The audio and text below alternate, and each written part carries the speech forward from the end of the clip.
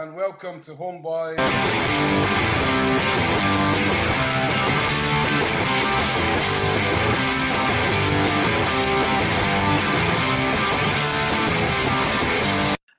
a really bad swerve. It says comedy, low honk, which I thought suited you pretty well, so...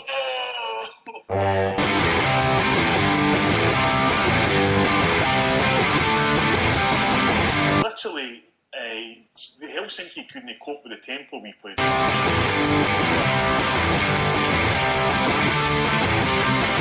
not mental or anything Wayne's World style, but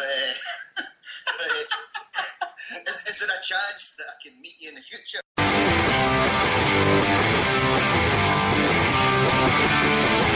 But let's not suddenly pretend we're all pals. We're not going to be skipping up the Gorgie Road, holding hands with Hearts fans or nothing.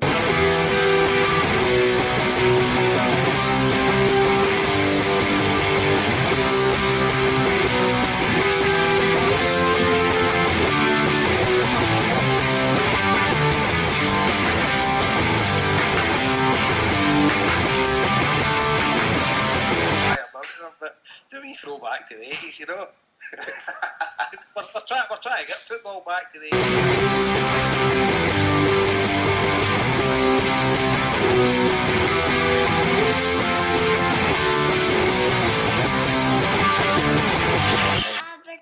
Aberdeen, Kenny kick a jelly bean.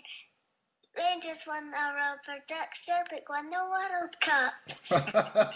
Brilliant. Brilliant. Wow. Tell me who your favourite player is. My favourite player is Paddy McCourt. Yes, Joe, get it right up there.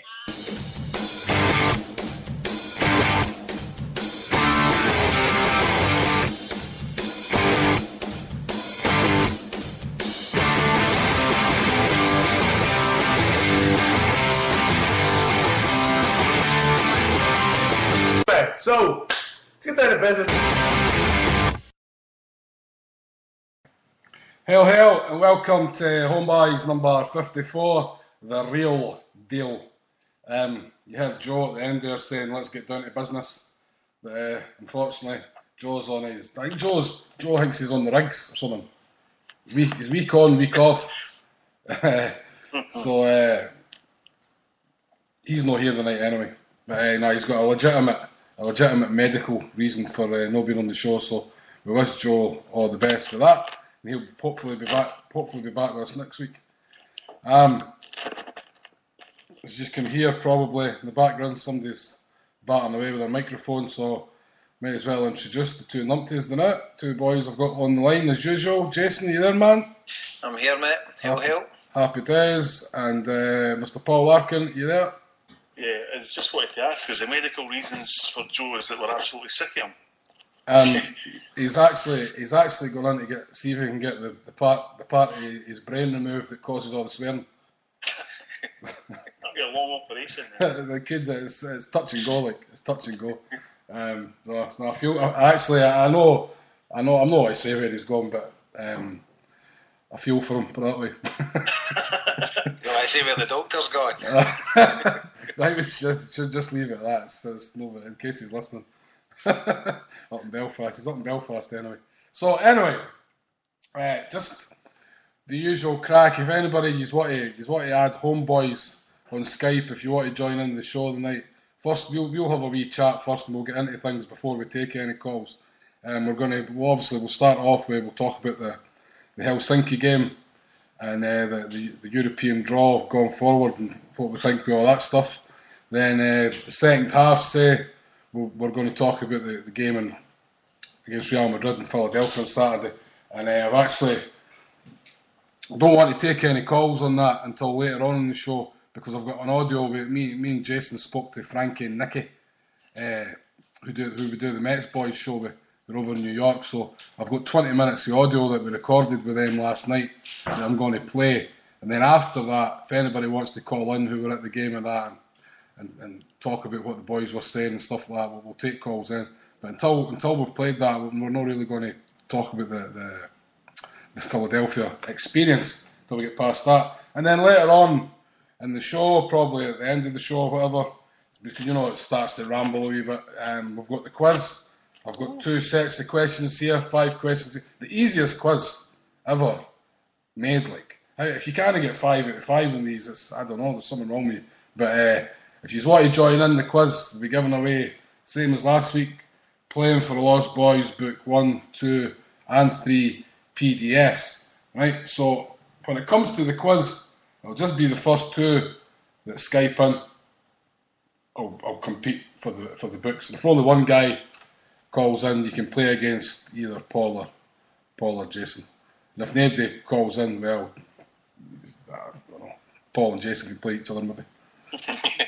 donate the books to, I don't know, nominate somebody. But anyway, so we'll get cracking on the Helsinki game last week. Just want to have a quick look at our predictions. Our predictions were, I predicted 1 each, Joe predicted 1 each, Jason predicted a 3-1 win for Celtic, and Paul predicted a 2-1 win for Celtic. So, who's want to kick off? Helsinki. And you go, Paul. Aye, fantastic. Everything we could have dreamed for, really, in an away performance. I thought we grew more and more into the game as it went on. I didn't think we let the pitch affect us. I thought we stopped their main guy, Savage, pretty easily. I thought the midfield took a grip in the game. First half, we could have easily been 2 or 3 up. Brown had a good chance right at the start in that. Second half, Helsinki came in. I think they realised that they were really going to have to score soon. And once we weathered that storm, brilliant ball from Mulgrew, fantastic composure to Ledley. 1-0, game was finished. Despite the Wanyama sending off, great goal for Samaras for the second. And, when you analyse the 2 games, a 4-1 over 2 legs was pretty really good going, and I was very impressed by the team in total. Do you think it was a case because we were another game under our belt, we were another week into the season, or do you think it was maybe the different tactics and formation? I actually think Lennon had his team spot on. It's a team I would have picked with the players available. I think the extra week definitely helped. And I kind of say a couple of weeks ago, I did expect us to play better in the second leg than the first leg. But if you actually look at both legs, we played well in both of them. Mm-hmm. And even when we lost the goal, we never let it affect us. Boom, 2-1 up again, no problem at all. And I don't think Helsinki were any great shakes by any stretch of imagination, but you still got to go there and beat them. It was on a knife edge, and you could just see, at the end, the players and the manager, especially, the relief. And I think that was the thing with the supporters now. It's like, right, okay, we know we've got Europe till December now. We know we've got players that can go away from home and turn up and perform. And it was, and I really do think that in terms of the last 3 or 4 years, this was one of the biggest results in Celtic's time for a long, long time. Mm-hmm. Jason, we'll just run through the team, right? It was Foster, Matthews, Izagiri, Ronye, Mulgrew, Ledley, Brown, Wanyama, Samaras, and Commons. That was the starting 11. That was kind of when I seen that team, I thought, no, that'll do for me. I thought having that back 4 with Ronye and Mulgrew was far better than Wanyama being in there. Wanyama makes all the difference being in the midfield. I thought he was really unlucky with his red card. The second one was probably a booting. The first one I don't think was. The referee was.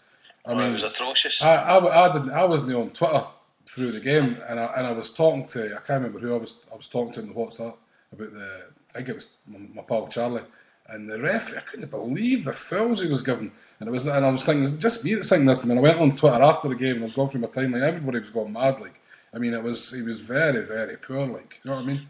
They 2 bookings in the space of a minute.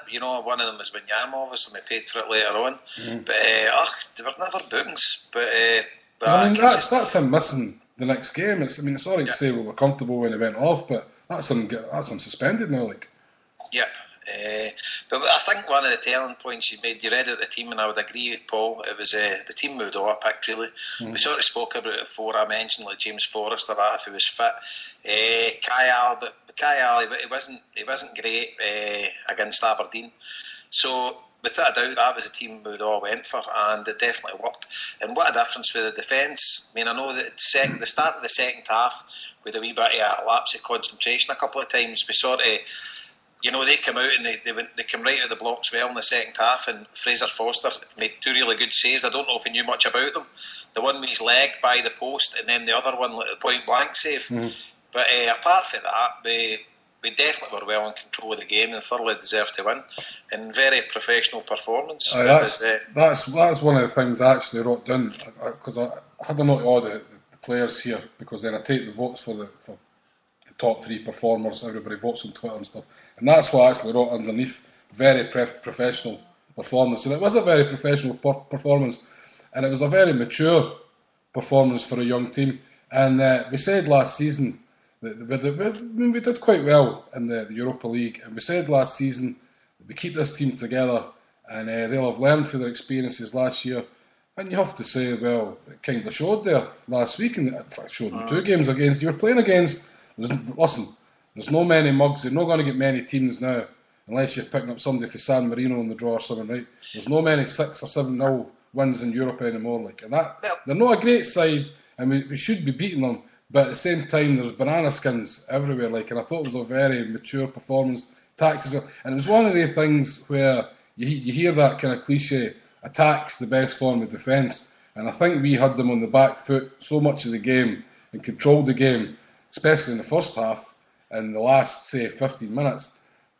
Our defence kind of wasn't really under any pressure. Do you know what I mean? So the midfield played so well. It was all about our midfield, like.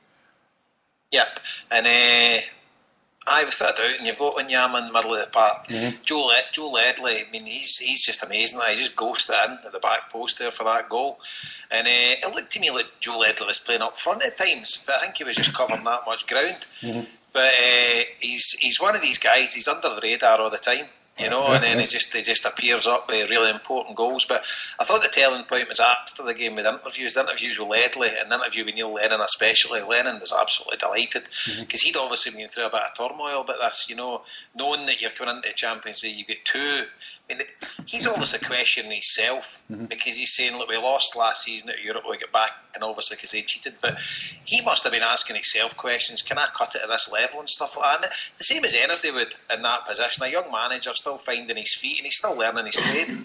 But that was a big test for Neil especially, and delighted for him. And you're right, Jason, because, sorry to cut in you, because if you think about last year, you kind of had the excuse that, well, it's a new team, the new players, and it's an early in the season. But this is the same team.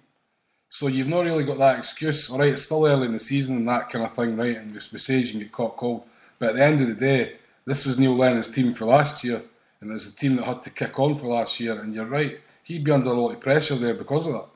I know, and then you're looking at a plastic park. We've not played many games start of the season, so you've got all these things going through your head. They're away form previously, but none of that counted for anything. And the players were out there, they showed maturity beyond their years, and it was a polished performance. Just get the job done, and absolutely delighted with the draw as well. I'm not so much the Helsingborg part. I would have took any of the 5 teams, and I'm not being disrespectful to anybody, but as a Celtic supporter, with the 5 possibilities we could have got there, the Israeli team and the Cypriot team you're talking about, it could have been 40 degrees. So even getting Helsingborg, the travel's simple for the team to get there.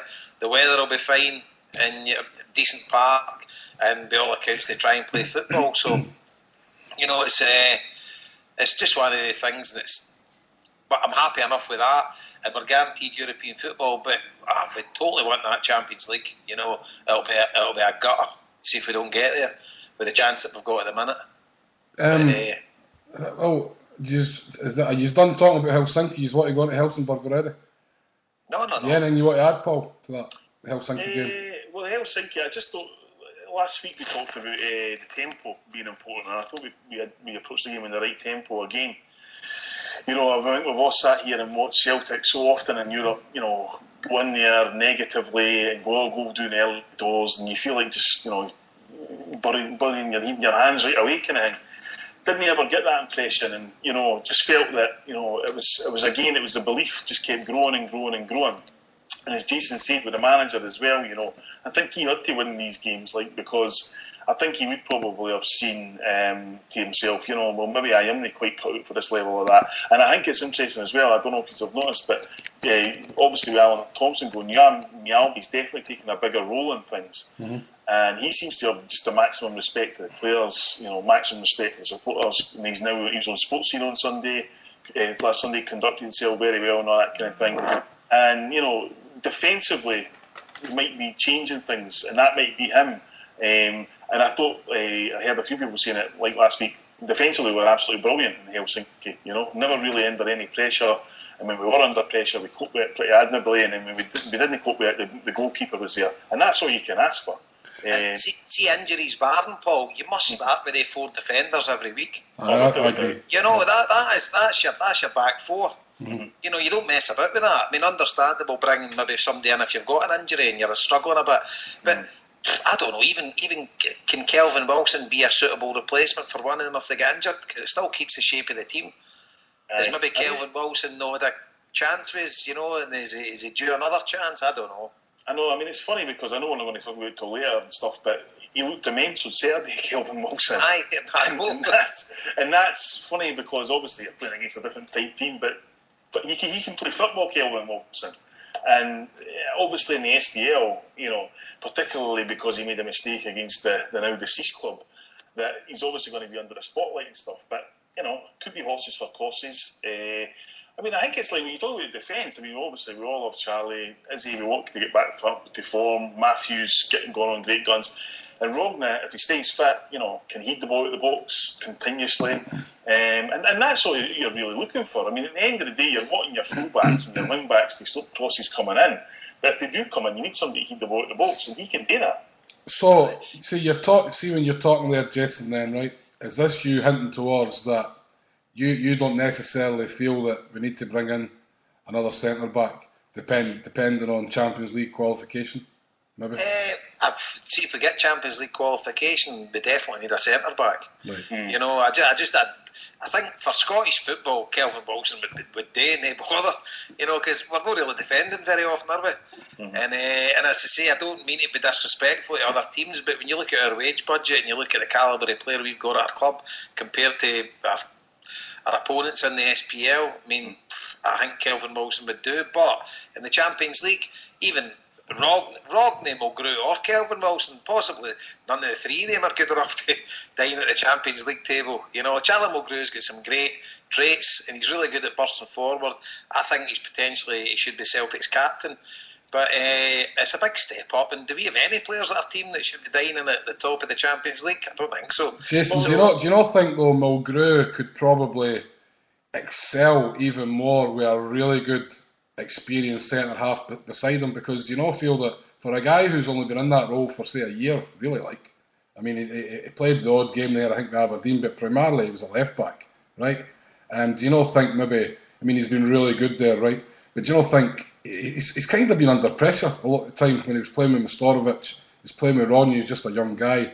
I think he could be even better there with somebody really experienced beside him. Do you know what I mean? He's got a kind of, he's got a beautiful left foot, well, all that, right? He's got that kind of sweeper kind of look about him that he can step out with the ball and that, and that's the kind of thing you'll need in Europe, because just hoofing the ball up the park and all that all the time will not work like against better teams. You need guys who can play a bit of football, like at least Mulgrew gives you that. And I'd agree with you, I think we would need to go out and spend a couple of million on a decent centre half if we had sort of ideas of getting through the Champions League anyway. Even if we signed somebody between now and the Helsingborg game, I'd be happy to play that team against Helsingborg. Oh, I wouldn't have any qualms. Yeah, I don't know what you say about Mulgrew, but I think Mulgrew would maybe look better than Rogney, for example, just because he's got other facets to his game. He pops up. Rogney pops up with the odd goal as well, but Mulgrew is a definite danger. He's a target man in the box for us. He can strike the ball beautifully as well. So he's got other parts to his game.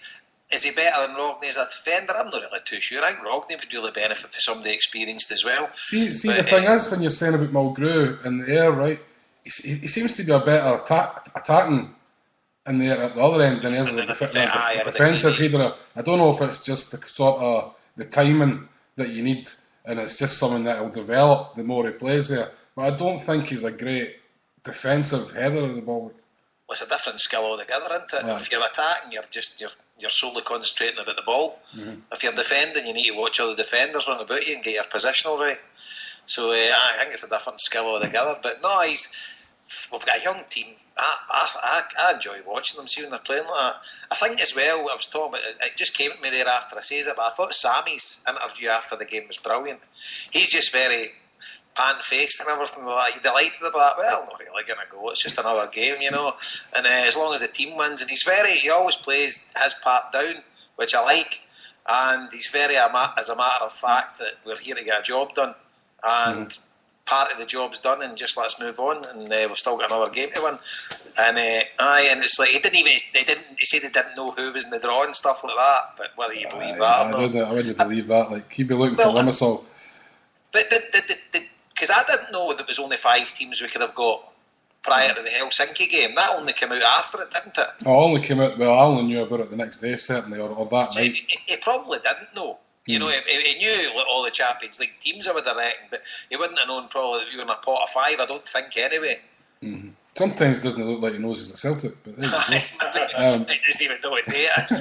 You could have a point there. Paul, there was somebody I thought Scott Brown coming back, and we know he's carrying an injury, and I think he's very, very important to this team. I mean, Lennon builds his team around about, basically, you could say he's the captain, right? And I don't think he didn't have one of his best games by any stretch of the imagination, but I thought he really came into his own when we went down to 10 men. Scott Brown was everywhere, and especially there was one where he chased down in the second half to carry the ball right up the park, and I actually thought he was immense when we went down to 10 men. And I have to say, actually, when Kayal came on, I thought Kayal was brilliant when he came on as a sub. We saw flashes at Kayal against Aberdeen the first maybe 20 minutes, and I thought he came on, he was fresh, he was energetic, and it was really important to have the likes of Kayal and Brown, because they had a wee bit of impetus about them when we went down to 10 men.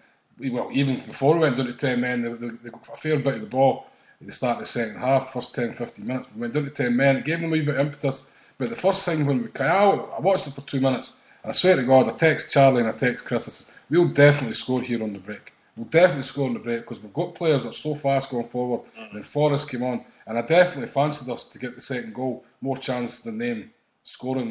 But I just wondered what you thought of Brown and Kayal in the second half.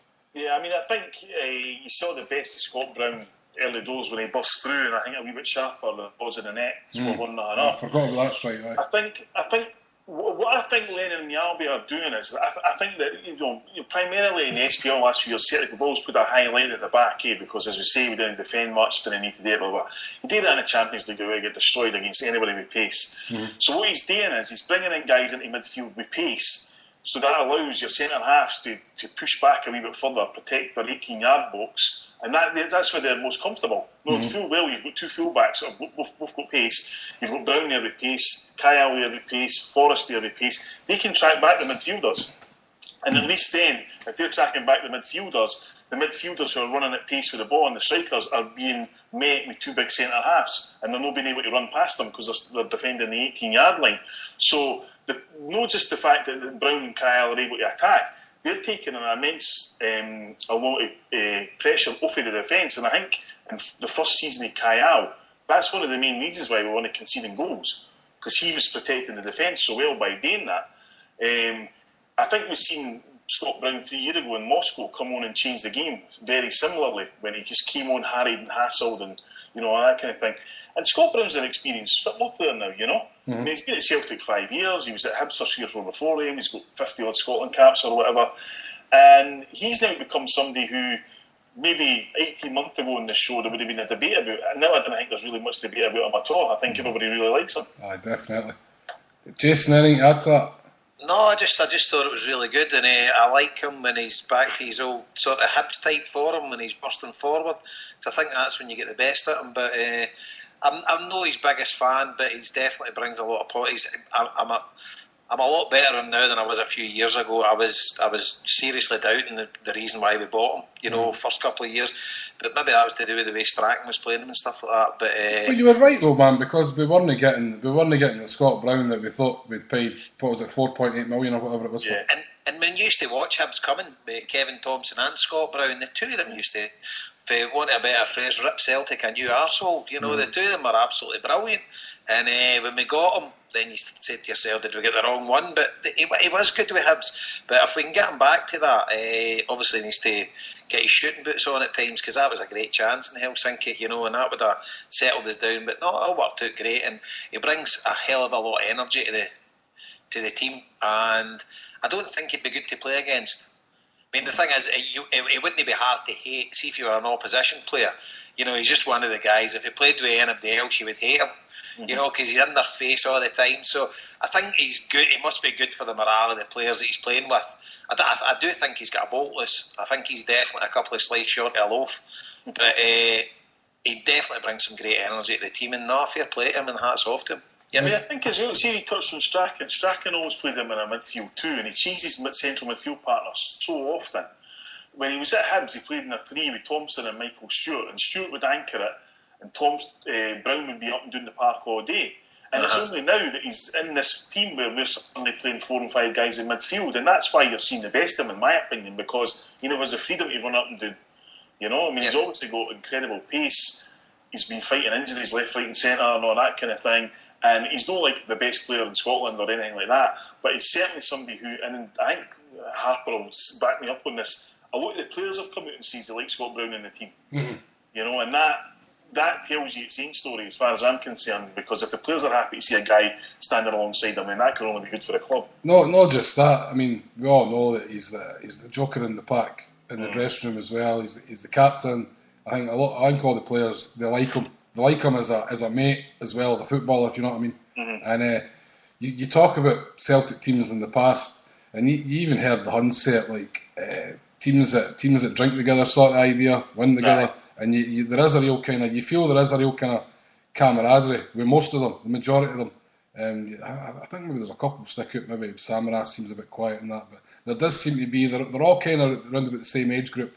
They all arrived at Celtic around about the same time, roughly. Do you know what I mean? And I think that shows. I think it shows quite a lot. Definitely.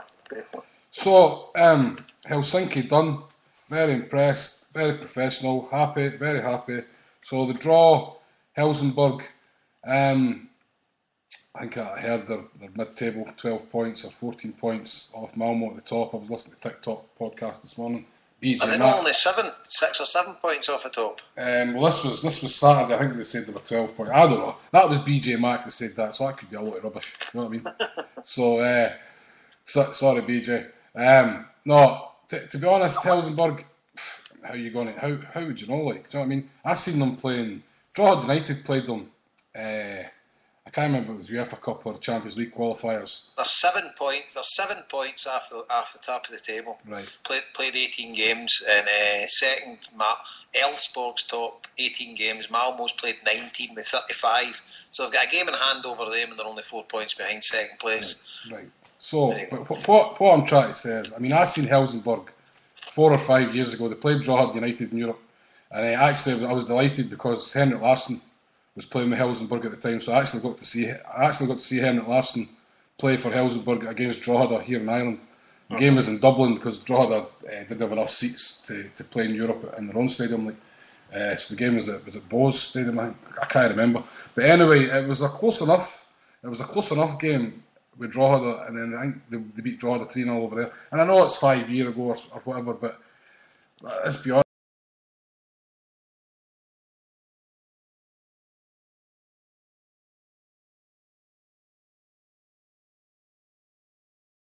It's no saying it's going to be easy or formality or anything like that, but I think we should be quietly confident, no?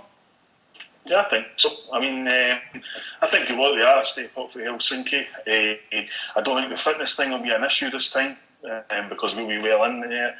I like the fact that we're away from home for once. I know it's kind of been a good thing in the past for us, but I think we're cautiously optimistic, I would say. I like the fact that I know that Neil Lennon was really one. He was always one that relied on his scouts, and I heard John McGlynn talking about this on Sunday Sports Scene about how he always saying scouts rather than Lennon. Seems to have changed that now, and he's watching the teams, and he watched Helsinki playing Reykjavik and stuff like that, and he's going to watch Helsingborg as well, and I think that's a good thing. He had somebody there. He said, I seen on his Facebook, I think it was his Facebook update today, that I think Gary Parker was over watching them at the weekend. He wasn't in Philly. I think they won 7-2 at the weekend. They did. But I mean, I think that, if we can go over there and kind of look to score a goal and keep the tie in the balance, because as we all know, Celtic Park, it's going to be a full house, it's going to be under the lights, and it's not a venue that any team on the planet wants to come to and try and get a result, especially on a European night. So cautiously optimistic was what I would be. Do you think, and I know, Jason, you said at the start there, I mean, we're desperate to get to the Champions League. I mean, that's where you want to be. It's the glamour. Do you know what I mean? It's the Hollywood, your football. The music, and you're watching the draw, who you're going to get, and my financial situation at the minute, I probably not got a trip to Europe, but it was always before, imagine going to the Nou Camp or the Bernabeu or stuff like that. Like, it's the excitement of the whole thing, the Champions League. But at the same time, do you think getting through that round, we kind of can go into the Helsingborg game with the pressure's kind of off the players, because they know, and I don't mean this, it'll become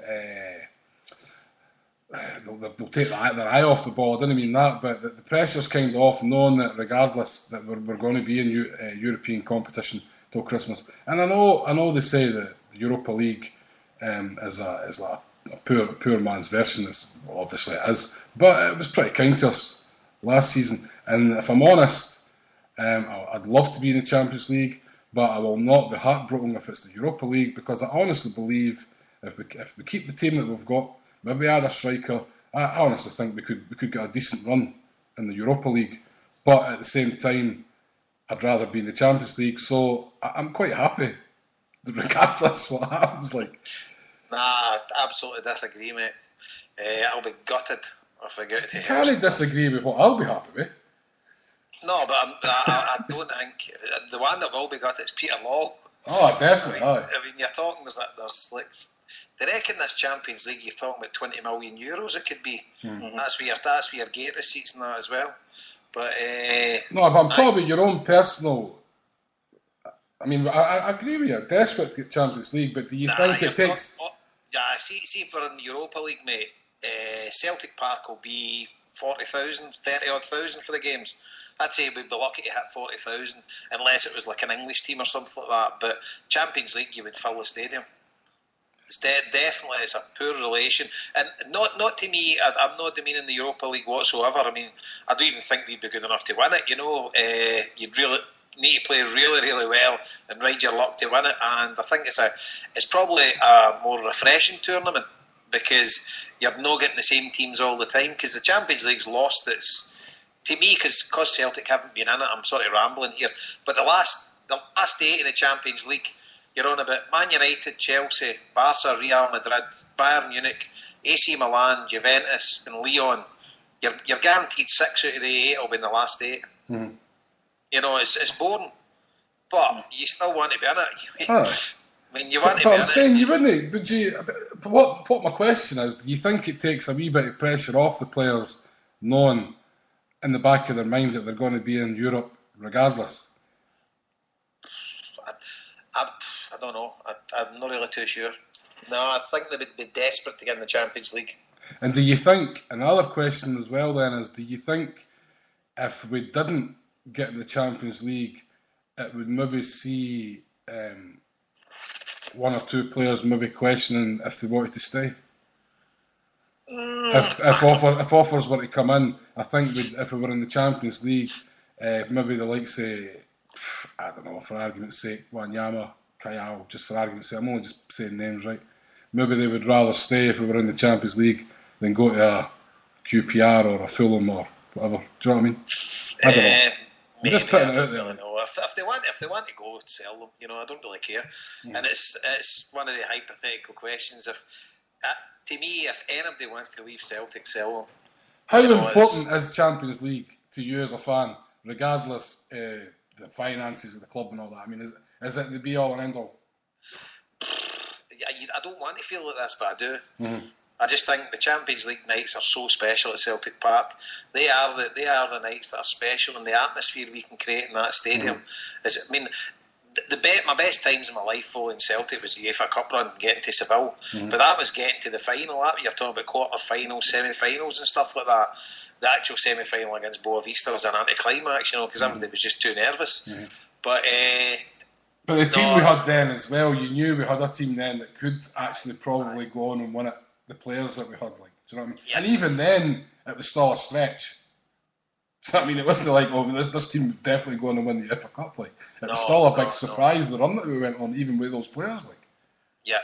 But I think the team we've got, now have definitely got a wee bit about them. And I did think that last year in Europe. I actually did see when they sort of got their sort of stuff together when we get let back in. I thought they performed really well and away from home in Europe. And do you that's what I mean then? Do you think then, if we were in the Europa League this year, and I'm just playing devil's advocate, right? That there is a chance that, and remember, we wouldn't be the bottom seeded team this time either. There is a chance we could get out if we got a favourable draw in the Europa League. There's probably a good chance we could get out of the group. I would expect us to get out of the group in the Europa League. I would expect us to get to last 16, last 8. Oh, there you go then. Europa League. But in the Champions League, that'll bring in the full houses if we get out of the group. I was at the Seville and Espanyol final in Glasgow, and I bought a programme and reading through the programme, and Seville earned. What was it Seville earned for getting to the final? This was obviously before. It says if they would have won it, Seville would have earned £3 million for winning the Europa League. You're getting 15 million for getting into the group stage of the Champions League. And when you think about that, we're talking about we need to add a striker, right, and possibly a centre half. Well, there's your 3 million plus someone else away already. Oh, do you know what I mean? That's the income you've lost for your Glasgow Derby games being no more. That's that wiped off. That's Armageddon. So that's a word that would never be spoke about again. Paul, the other thing I would say about the Champions League, right? And let's not kid ourselves, right? And don't let any Hun kid you, right? They're watching. Do you know what I mean? They know we were away playing Real Madrid at the weekend, right? They watched the Helsinki game praying for us to get knocked out, right? They were watching that. Well, maybe not the Helsinki game because you'd have to go and find a stream and all that, but if it was just on general television, they'd have been watching. And you can guarantee they'd be watching us in the Champions League. I'm not caring what they say. And I know they've got to be sitting there sick. They're watching us play, I don't know, Bayern Munich on a Wednesday night, and then they're going away to play Stirling Albion at the weekend and probably drawn and getting beat. Do you know what I mean? And that's a big part of it for me as well. Well, I think that you talk about, that's where you'll get your status for the Champions League. If you want to be, put a fingerprint in the world, and you get into the Champions League and you stay there. I remember watching us play Barcelona at home when we lost 3-2 in Jack Dempsey's in New York, and the American commentator that night said, "This is the biggest game in the world tonight," and he wasn't lying. I mean, that was the biggest game on the planet. And to be part of that, whether you're at the game, watch the game or whatever, is absolutely incredible. And that's where Celtic will make money, that's where Celtic will grow the brand, that's where we'll get our status, and we have to be in that Champions League. Now, don't get me wrong, I want to be there, and I wouldn't be absolutely heartbroken if we were in the Europa League, because I do think we'd have a chance at a decent run at it. But I didn't think we didn't have a chance at a decent run at the Champions League. I think we talked about earlier about what our players ready and stuff. We don't know yet. We'll find out if we get there. But what I do know is, for example, we played Shakhtar Donetsk 5 years ago. Kennedy made a bad mistake in the first 5 minutes. We let a goal down, then he went off injured. And the best man in the park after that was Stephen Presley, who came on and steadied the ship. Now, if you'd said that to anybody 6 months before it, they would have laughed at you. Some players flourish and others fold. We might have guys who are just ready to move on to that next level, should they get to it, And that's what you see. It's a bit like when, we used to play that team at Ibrox, and your team went there, and some guys just could handle it big time, and other guys just completely collapsed.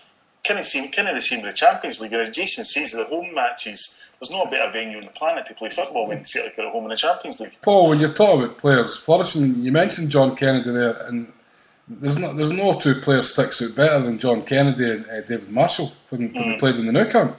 Because Barcelona, when we put them out, and I think that was the UEFA Cup right enough, but I mean, that big European night, it basically made those two teenagers' career. Stephen Pearson as well.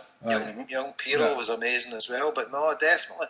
But you just think about the Champions League nights, say you're at home at Juventus or you're at home at Bayern Munich or something like that, with a full away crowd as well. under the floodlights, that place rocking. I mean, that Man United game when that Nakamura goal went in, my God, that place just went absolutely bananas. Oh, it was they're the nights that you savour.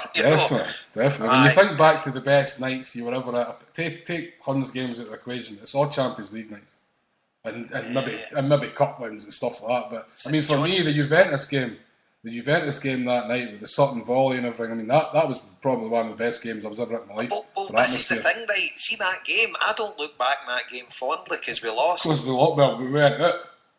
Never lost. No, 4-3 we won. Was it 4-3 we won? Some game, like goals. We had to. Things didn't go for us. But I don't look back in that game fondly because you're leaving the game gutted. But some of the nights, I mean, the night with Spartak Moscow and the penalties, I know it was the qualify into the Champions League. What a buzz that was! Your Lyon games, Anderlecht. It was just these.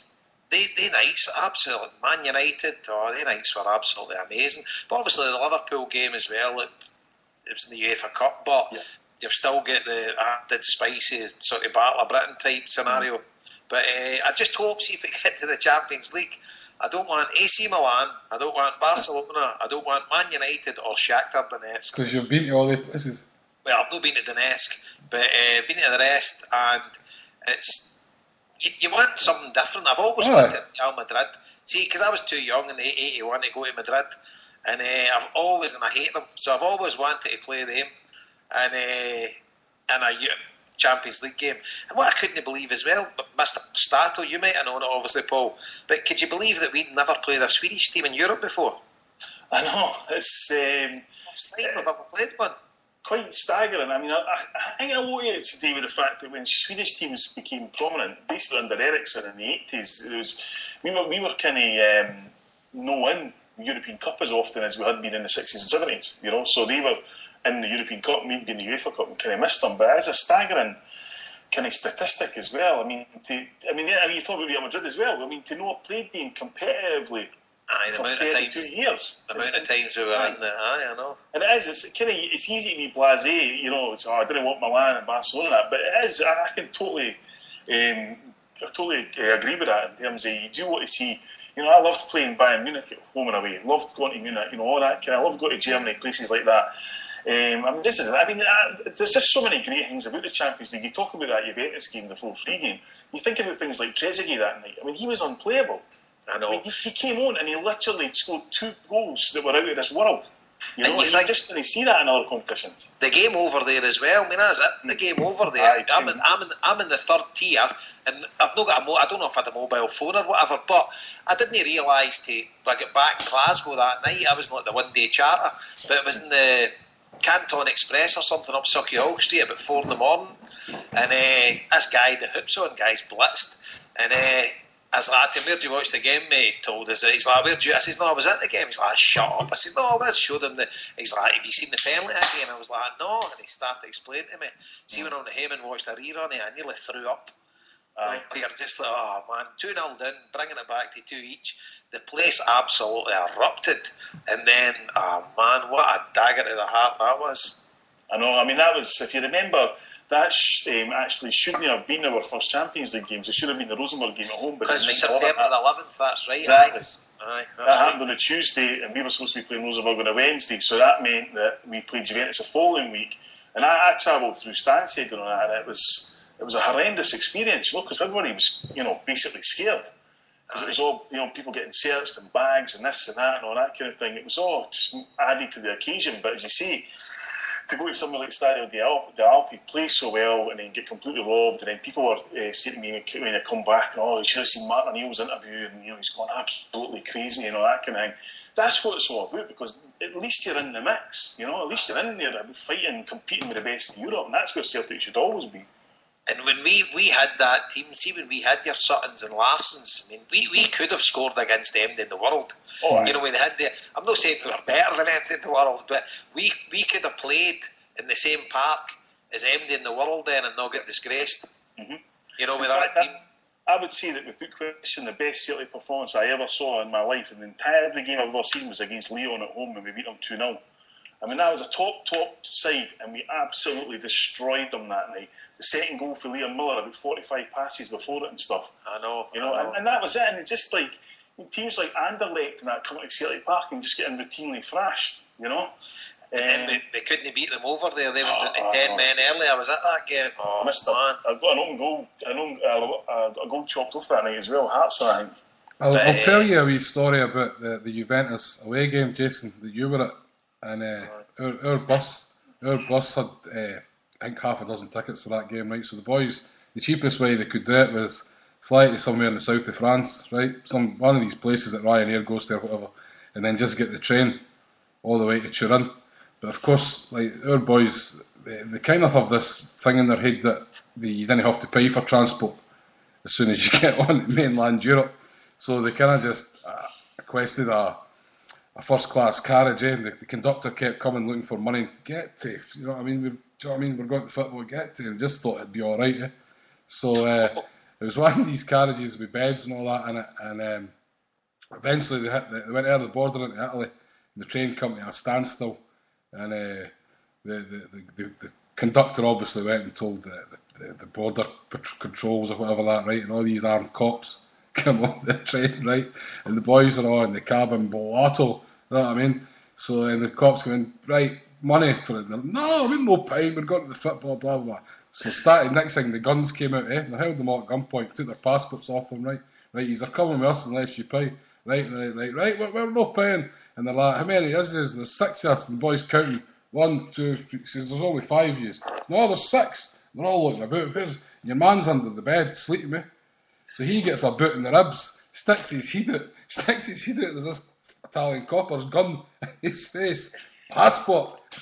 He's like, what's going on here, eh? But it was a bit of a riot. But then they paid. I think they had to pay extra to get rid of the cops and everything. You know, like one of the wee bribes that you hear about. And then they got to the game anyway. But just one of the wee mad stories. And I think they're the kind of nights. Champions League away are the ones that you all want to go to, and everybody goes. And as you said, you build memories for these games. Like. I know, but you can tell now, like, I think if we get in the Champions League, we'll start taking like a big support away in Europe again, but I don't think it'll ever get back to those days, because I just think people have to get expendable cash nowadays. A lot of people have skin, because they Stuttgart games and stuff like that, you're getting 10,000 over there at Bayern Munich. It must have been near 10,000 there. Funny one, because I remember talking to people in the Celtic ticket office. That was basically the first big Euro away after Seville. And they were saying, we're not sure how many tickets to take, because I think a lot of people are still paying for Seville and all that kind of thing. And we ended up paying about 15,000 over there. I would fall behind the goals. I think we had a big crowd over in Paris in '95, but I thought it really started was when in Bordeaux in O'Neill's first season, suddenly there was like, a venue you could get to quite easily. There was loads of different ways. And once people went to that and saw how good it was, and we got a good result there that night, I just think it never stopped after that. Do you not think as well, though, Jason, you're talking about, and I know it's definitely a different world financially and all that, but we had a real belief about the team then as well. Like that, one thing that sticks out in my mind, and I was at that Bordeaux game, right? And the next time we can get Finbar on, get him to tell this. Remember, he told his 1, 2, 3 about standing in the queue for a concert, thinking he was at the Grund. He's got a story that I could tell you a story about that. It would take half an hour. Like funny. But there's one thing that sticks in my mind. We were on this tram or whatever it was, going up to the game. And there was this wee boy from Glasgow. He's pulling at this boy's Bordeaux scarf. Eh? Oh, you. What? You ever heard of Henrik Larsson? The boy's like, he's going to do yous tonight. Just the way you said it. And we had that kind of feel about us. We had Henrik Larsson. We had Chris Sutton and all these guys, and we felt we could go and beat everybody in the world. No, agree, and great days, and we need to discuss these on the show one night about our European memories, because I've been to loads of away trips, and so I'll tell you some of the stories, but I'll obviously not repeat some of them. I'll tell you what then. See for next week, Jason. Right, we'll add a wee segment, and you can guess one of your Euro tales, and maybe change a few names and that, right? Right, no, I'll keep the same names, but one of my good mates that listens in here, he still goes to everyone, Sparrow. Oh, the stories he could tell. I get photos in for Helsinki last week. I've not even told him I've seen these photos, but he turned around to big guy Pat for Helsinki. Pat's for Glasgow, but he lives in Helsinki. He goes on the Celtic-minded board. But Sparrow turned, he shouted at Pat and says, "Oh Pat, I'm wired." And he turned around as if to say, "You're always wired." He turned around. Sparrow had all these wires wrapped around him with his tapper. He's an absolute crackpot. Absolutely steaming, but he never misses a game. He goes everywhere to see Celtic, everywhere. And a couple of my good mates were obviously we're doing the Philadelphia, but they were on Philadelphia. But me with the young kids now, and it's no season, man. Nah, it's no so easy, mate. I like my wee trips to the Basque Country to see Athletic and things like that. So I tell you, you're very lucky with the wife you got, sir. I'm telling you. I can't. She's lucky with me. You're always on your jollies. Huh? Do you know what I mean? Belfast next. I don't know, man. I'd love your life anyway. So listen, just this could end up rambling into just European stories for the next hour. So we'll kind of wrap up on Helsingborg, right? I noticed somebody put in the chat room earlier. STV confirmed the day that they're showing the away leg. So there'll not be any need for Premier TV or even here in Ireland. It was Satan Island, so you had to get streams online and all that. But and it's a 7:45 kick-off for everybody. It's not a 6 o'clock like the last time. So just to summarise, we're quite happy with the draw. But at the end of the day, I think we'd have been happy enough whoever we got. We should be able to get through this round. Absolutely. Yep. Everybody in agreement. 100%. Wait, when is the first leg? Tuesday. Next Tuesday? Yep. Aye. Is it as close as that? I thought it was actually another week away, so I'll actually have to get a prediction off you then. No, we'll be back on there next Monday night. Aye. So get predictions then. Aye. Yep. Right, aye. That's right, because I'm thinking it's not this week, but that's right, 2 weeks away. Right, happy days. So, we've never had any phone calls. Nobody wanted to come in and talk about Helsinki. Well, you must be doing so well. They're all just like hypnotised. You actually told them not to call in.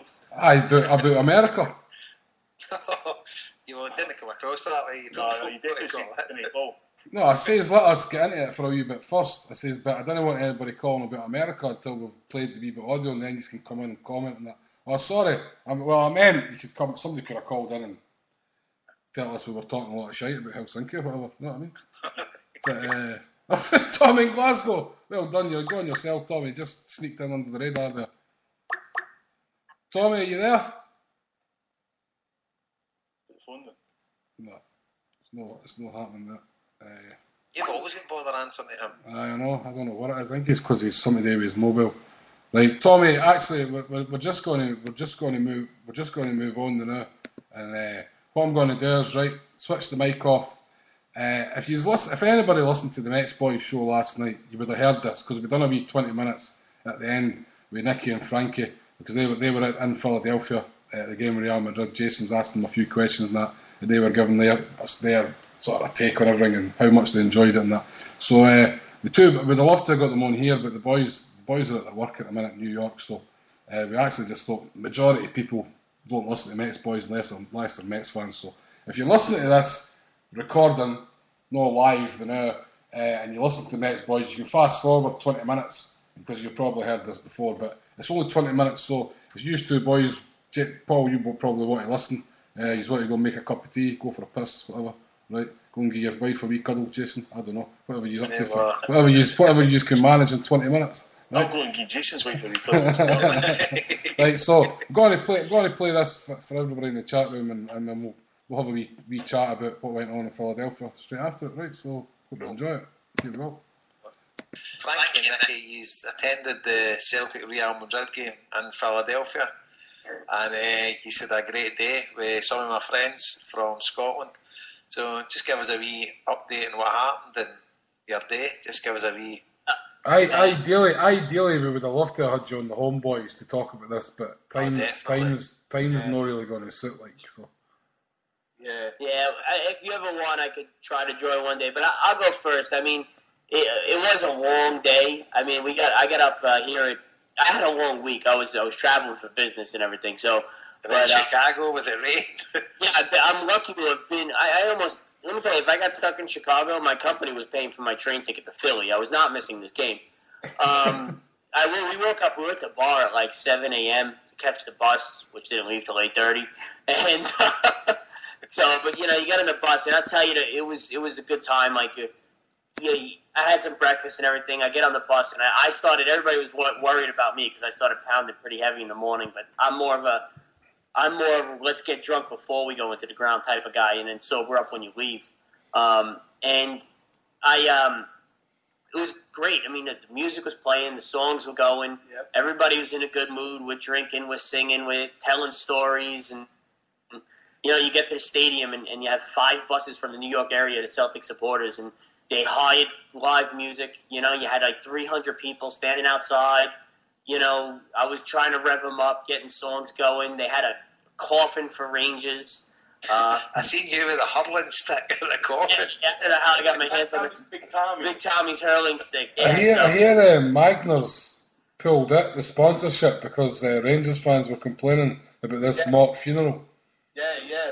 That's the reason why Magnus pulled out, because they're owned by tenants. Mm-hmm. Yeah, well. Yeah. If they look at my pictures, Magnus was very much present. I can vouch for that. Yeah, that's what my drink's a choice. But we got into the stadium, and I'm always a type at any team of mine. Like, friendlies are great. I like seeing the team live, but I was there for the atmosphere. I really was looking forward to just getting among Celtic supporters and singing. And I mean, we did a conga. I mean, some of the Real fans were looking back at us like, "What the hell? These guys are nuts." We were doing congas. Like they scored, and all them were cheering, and then within 30 seconds later, Real fans you didn't hear a peep from, but all you heard was "Hail, hail, the Celts are here," and they were looking back at us like, "Wow, these guys are nuts! Like, their team is losing." And we just didn't care, and we did the huddle and congas. It was a fantastic time. Roy Keane wouldn't have approved. Nicky, see what I was wanting to ask you. Did you take anybody? Did any of your friends go to the game who like weren't Celtic fans, but maybe your wife? Maybe, but I mean, like maybe MLS fans or somebody who just went, like one of the Borough Boys who maybe just says. We actually had a few Borough Boys on the bus, and maybe went for their first experience of seeing Celtic or didn't know what Celtic was about or stuff like that. Like, did you have anybody? Yeah, no, one of the that's a great question. There's a guy who writes in New York City, Cesar Diaz, obviously Latino descent, not a Celtic supporter, big Cosmos guy. He's found an attachment to Norwich for some reason, I think because of the supporters he hung out with. But I always told him he's got to go to a game for Celtic. So he got the opportunity to get into the press box, and he took the Dempsey's bus up. And so we caught up with him, and he was very impressed by the fans. And then afterwards at the pub, it could probably be a little intimidating for someone of Latino descent to be hanging out with Celtic supporters all day. He's like, this is amazing support. He enjoyed it, and he definitely had a good time. He was on the Dempsey's. Hey, he'd been on our bus. He might have had a different outlook because our bus got a little out of hand on the way home. But I mean, like Frankie said, this one guy lost his shoes in the pub and pretty much did the whole ride home sitting on on a cooler in the middle of the bus in just his shorts.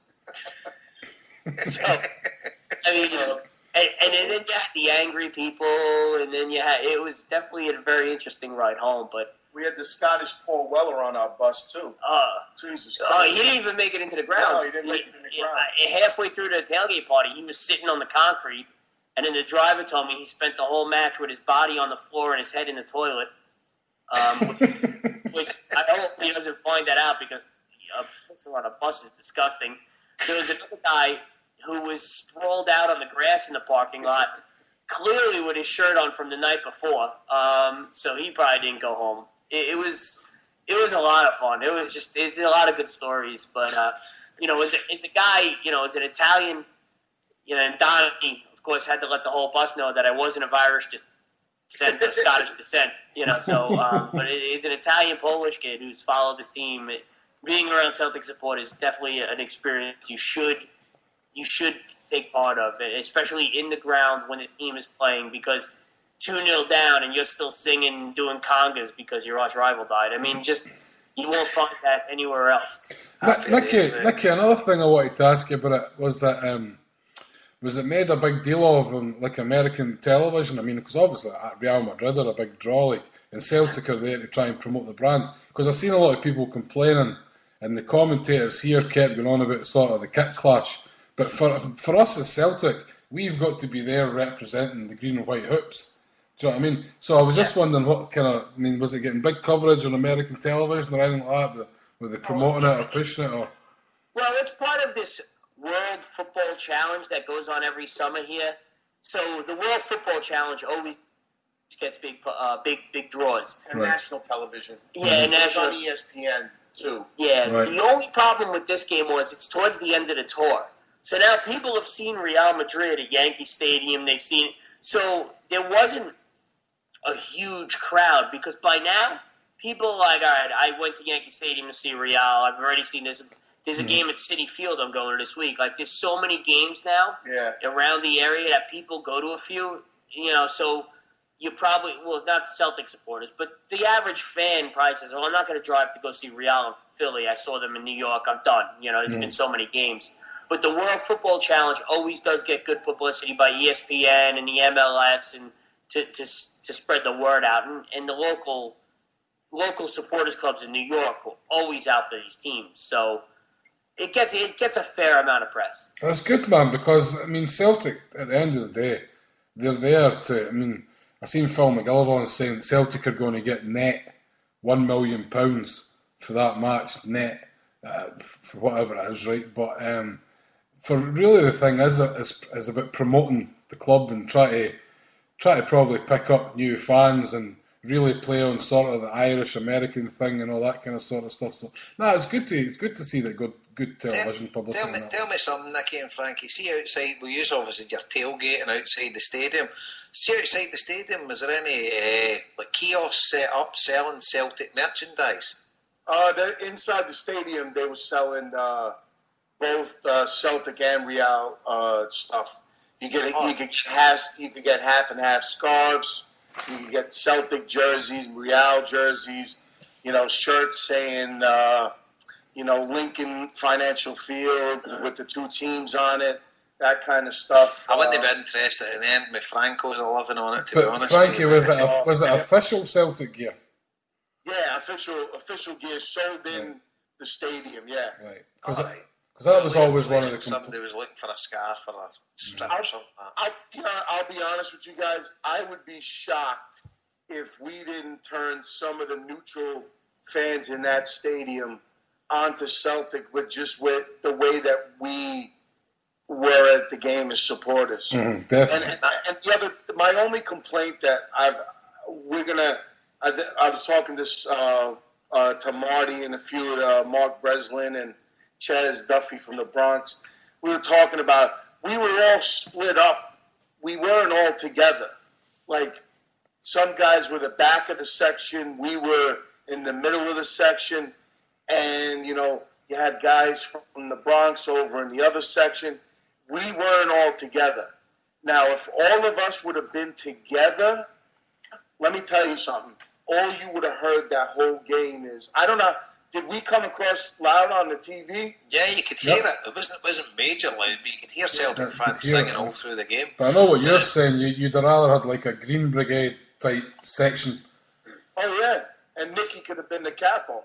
That's what happens here, Frankie, to be honest with you. See letting me play away from home and stuff like that, you're a couple of your mates are at one side or a couple are at the other side, and that, even when we're at home, everybody doesn't sit with their friends, because you've got season tickets all over the stadium. That's how the Green Brigade concept's brilliant now, because they are all concentrated in the one area. But absolutely. Before the Green Brigade formed, Parkhead was like a mob. But see what would have been better, and I know what you're saying, Frankie. It would have been better if it was like a proper, Jason, it would have been like if it was a proper away game in Europe and Celtic fans were just given that whole bit behind the goals, if you like, instead of being people... Pay in gates, it was never going to sell out. What I mean is that they should have started off with every Celtic fan who do you support Celtic? Right, this section. Keep filling sections... The club fans told you don't have a seat number, so you just sit wherever, and then all the guys would be together. Then, I mean, the idea that we guys came up with, and I think this is what we're going to have to do is the whole North American Celtic Supporters Club has to get together and buy like 500 tickets, because one of those big sections is about 900 to 1,000 tickets. Mm-hmm. So if you want one full section, we would need like 1,000 tickets. We could fill up 1,000 tickets with Celtic supporters, and you would have the most diehards in that section, all the singers together. And like going back to your point, like in my dad's day, like he was with all the guys from Black Hill and Provident Mill. They would all go together in the jungle, and every week they stood at the same spot. Oh, yeah, we did as well. So it's harder nowadays, mate. Yeah. But that's what I'm saying with the Green Brigade, the concept they've got, that changes all that. So it's brilliant. So you're right, in the North American Federation that you get together, if next season Celtic play there, they buy a block booking, 1,000 tickets, and they distribute it between their members.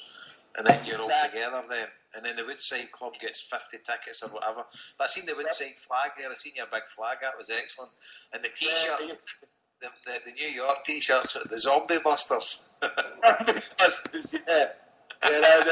Those guys are mental. The club that Marty belongs to, those guys they're good guys. They're really good guys. Marty was in the middle of that. Marty was in the middle. Hey, by the way, Marty was actually wearing colors yesterday. First time I've ever seen him wearing the hoops. Yeah. So give us your story, Frankie. Give us a story for the start. Well, yeah, got to the pub about, got to St. Cecilia's about, 7:15 or so. I knew we weren't leaving till late. We always tell guys to be there for 7:30 because if you don't, they're going to show up at fucking 9 o'clock. So you didn't go on the bus for Dempsey's, you went on the bus for Saints and Sinners? We had the whole Woodside. We had about 50 on the bus going there. And, when we got there, we had to load up 800 beers on the bus with us. So that's a little while. And then we got everybody on the bus. And then Donnie had a radio karaoke machine. And it was Kelly and the boys and Gary Oak and all the Rebs all the way down, It was a good time. And then when we got out there, they had a boy called Stevie Dodds, and they had him hooked up with a acoustic guitar and a microphone, all amped. And he was in the middle of, it was 2 buses from Dempsey's, our bus from Woodside, bus from the Bronx, and the Manhattan Parlor Boys. So we had 5 buses from New York City, and Stevie Dodds played in the middle of it. Yeah, we had, we were drinking pretty heavy for a little while. It started getting really hot, really, really hot. And then couple of bottles of Bucky were passed around, and I see your photos. And Frankie O'Neill, he was loving the Bucky. We couldn't keep the bottle. But Frankie's got previous at his European away trips. He ends up in accident emergency half the time. Yeah, he was telling me about some of those stories, by the way. But, and young Windsor someone as well, and Jerry Glencourse. Good guys. Kat's over here. She's just saying that she had her first Bucky and she actually liked it. So it's, we're trying to spread the world of fast around here. But that was a good time. I got Brock. They all met Brock for the first time, and Frankie O'Neill didn't realize that they had watched games together over in that bar that you guys go to in Wishy. The Cross Keys. Brock used to go in the Craig Newk bus when he lived in Craig Newk. So I went to Cologne with Brock, and Frankie would have known him without knowing it was Brock. Yeah, no, and that's what they. After about 5 minutes of talking, they realized that they had been on buses and trips together in the whole nine. So yeah, it was good. You know, it was a good time. And then we kind of knew we were going to be outnumbered when we saw the numbers dropping in there. But like we were saying, these weren't like proper Real Madrid supporters. These were Mexican and South American guys who, you know, watch Real Madrid play Barcelona a couple times a year, and you know that's their extent of like supporting Real Madrid. So it was no problem out singing those guys, because quite honestly, they didn't sing a song all day. Yes, it was. Yeah, when they saw us doing the huddle and doing the conga, I think we won over a couple. We must have won over some neutral fans. We had to, because you could just see people like. Actually, when we went to the bars, went to an Irish bar after the game in Philly. I remember walking out, and this American woman stopped us, and she was just saying how great it was, like, you know, how great she thought it was us singing and the way we were behaving in the pub. You know, like it's typical Celtic supporters. You know, it was nothing dirty, nothing. You know, it was all having fun. A little too drunk at once, but you know. Yeah, guys losing their shoes in the pub and everything. After the whole day, Kat turned to me and she goes, Nick, and I guess with the holidays come, and this is a hint, she goes, there's 3 jerseys as a girl I need. One is David Rock, the other is a favorite player on the Devils, and she goes, and I need hoops.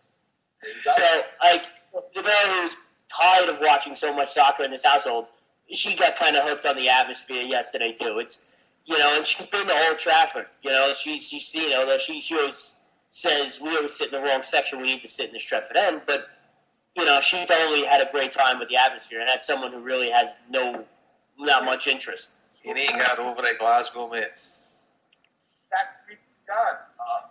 And now Frankie and her are starting to talk crap. Right, guys, well, that was brilliant sharing that with us. So, unfortunately, I'll need to wind this up because I'm up for work. It's now UK time, 6 minutes past 12 at night, and I'm up for work at the back of 6 in the morning.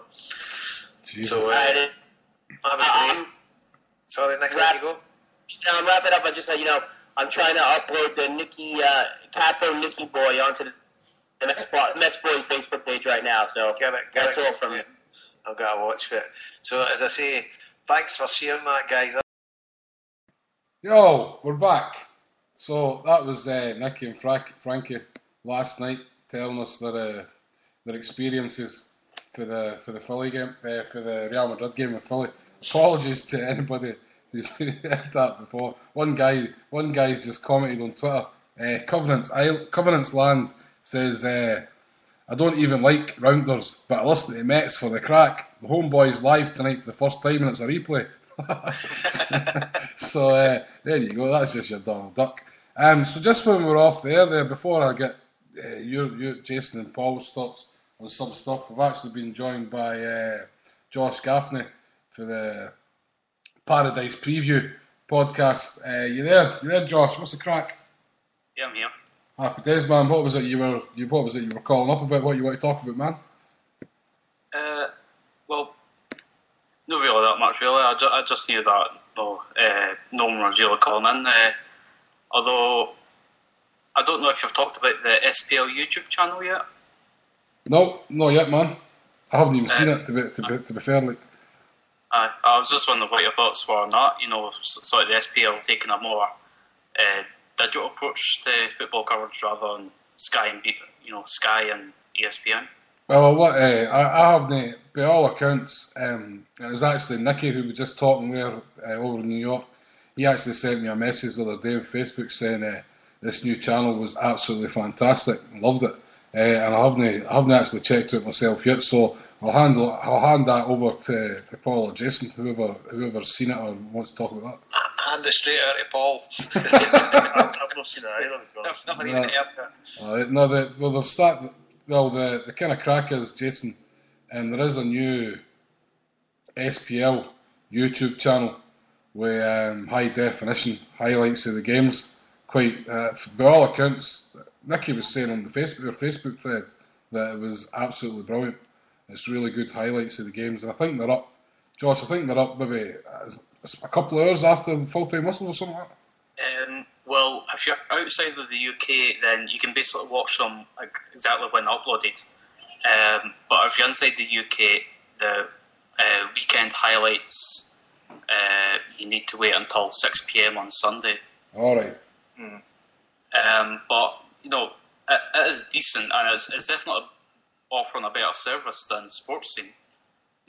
Because that way you have to wait until the Monday night to see the highlights. And I know that you can watch the highlights on BBC, but they get linked about a week later. And I think plus the thing is, it's on YouTube. Then you can get it on your iPhone and your BlackBerry and whatever, and do you know what I mean, and access it there mobile, which is obviously pretty good. And it's not as if they're just like putting a few highlights up there as well. You've got individual ones of the goals, like Andrew Driver's goal, and you've got pre-match interviews, post-match interviews, bloopers by the players. Like there's one a Motherwell player tripping over one of the signs. So they're definitely putting a lot of effort into it. No, it's I didn't see definitely that actually. The Tom Haley thing. Tom Haley. It's definitely a step in the right direction, and it's one of the things that we've been crying out for. So I suppose that we'll just see how the season develops. And maybe they're starting to listen. Who knows? So anyway, back to the Real Madrid game. Jason, I'll come to you first this time. Paul led us off with Helsinki. What was just your general feelings on the entire thing, about going to America, raising the profile there, the game itself, just your whole sort of experience of that kind of thing? Well, it's something the club's got to do to maximise their sort of income. So I think I've heard through various reports it was £1 million net Celtic made for the occasion. So fair enough, and it gives a chance for our fans, and especially the East Coast of America, to get along to see them. And you see them; they were there in massive numbers. I think, according to Frankie and Nicky, they reckon we were outnumbered about 2-1. But as they said, the Real Madrid fans were like Mexicans, South Americans, and Americans and stuff like that would never ever go to Madrid to watch them play. They maybe watch the games on TV against Barcelona and stuff like that. Whereas the Celtic fans that are there would be die-hard supporters, whether they don't get over to Glasgow or they're following us on the internet and stuff like that. Message boards through forums like ourselves and that, they're following us all the time. So the Celtic fans are definitely playing an active role in supporting the club. So it's great for that. As for the game, I thought they'd done okay. I thought whether Real Madrid were getting out of fourth gear, I'm not too sure, but they acquitted themselves really well. But obviously, special mention must go to Dylan McGeer. Yeah. Oh man, I felt sick after watching that. Couldn't watch the replays. Oh man, my heart was in my mouth, and God knows how his family were thinking watching that from back home. It was actually his wee brother's birthday that day as well, so he's really? sitting there. That's right, because he tweeted in the morning of the game a picture of his wee brother with his hoops and all that on. So it was his happy birthday to his wee brother for Philly. So. But I've seen a couple of folks saying that it was a bad challenge. I didn't think there was anything in that at all. Both of them going for the ball, absolute accident. Yeah. But just a horrendous accident. But just God willing, he's okay. And obviously he has travelled home with the team, so he's got a broken jaw or a fractured jaw, about for 6 weeks. So speedy recovery, wee man. And I would say he was our best player. He definitely was. Yeah. I thought he played excellent. I thought Ledley as well. Ledley near the end of the first half, it was a great run he done. And a bit more composure, he could have had the ball in the back of the net. But I thought we actually done really well. And he's playing in that heat as well. Don't forget, that was about 90 degrees. And playing without any recognised strikers for most of the game. Really, and as an aside, I mean, if you look at Real Madrid had a couple of, I think they scalped AC Milan 5-1. They played, who else did they play? They played somebody. They played LA Galaxy. They scalped them 5-1 as well. And I watched they played Crossas's team as well in Las Vegas. Santos Laguna. I didn't catch the result in that, but I think that was maybe a kind of bounce scheme for the thingy. But I did watch the game against AC Milan at Yankee Stadium, and not only did they win 5-1, they actually had 80% possession in that game. Frankie watched it. Frankie says it could have been about 15-1. I really, when I saw it, I thought, Christ almighty, when I knew that we were going to take the field, I thought we could be on our end of right doing So, given that, I thought we'd done quite well on Saturday, to be honest.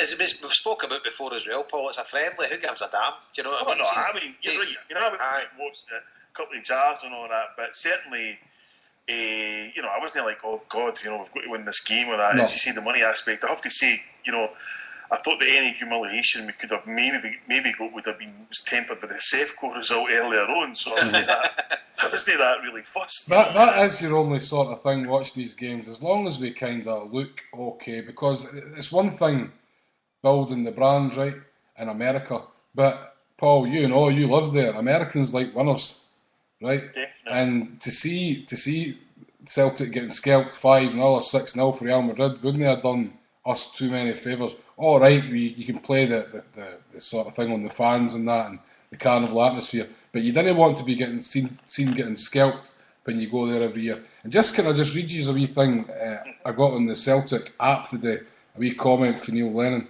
and this is a quote. He says, he was talking about just arrived back in that, and he says, I think it's important we try and get one game here a year relative to circumstance back home as well. So I think it's going to be an aggressive thing for Celtic going forward, that they are going to go to America every year.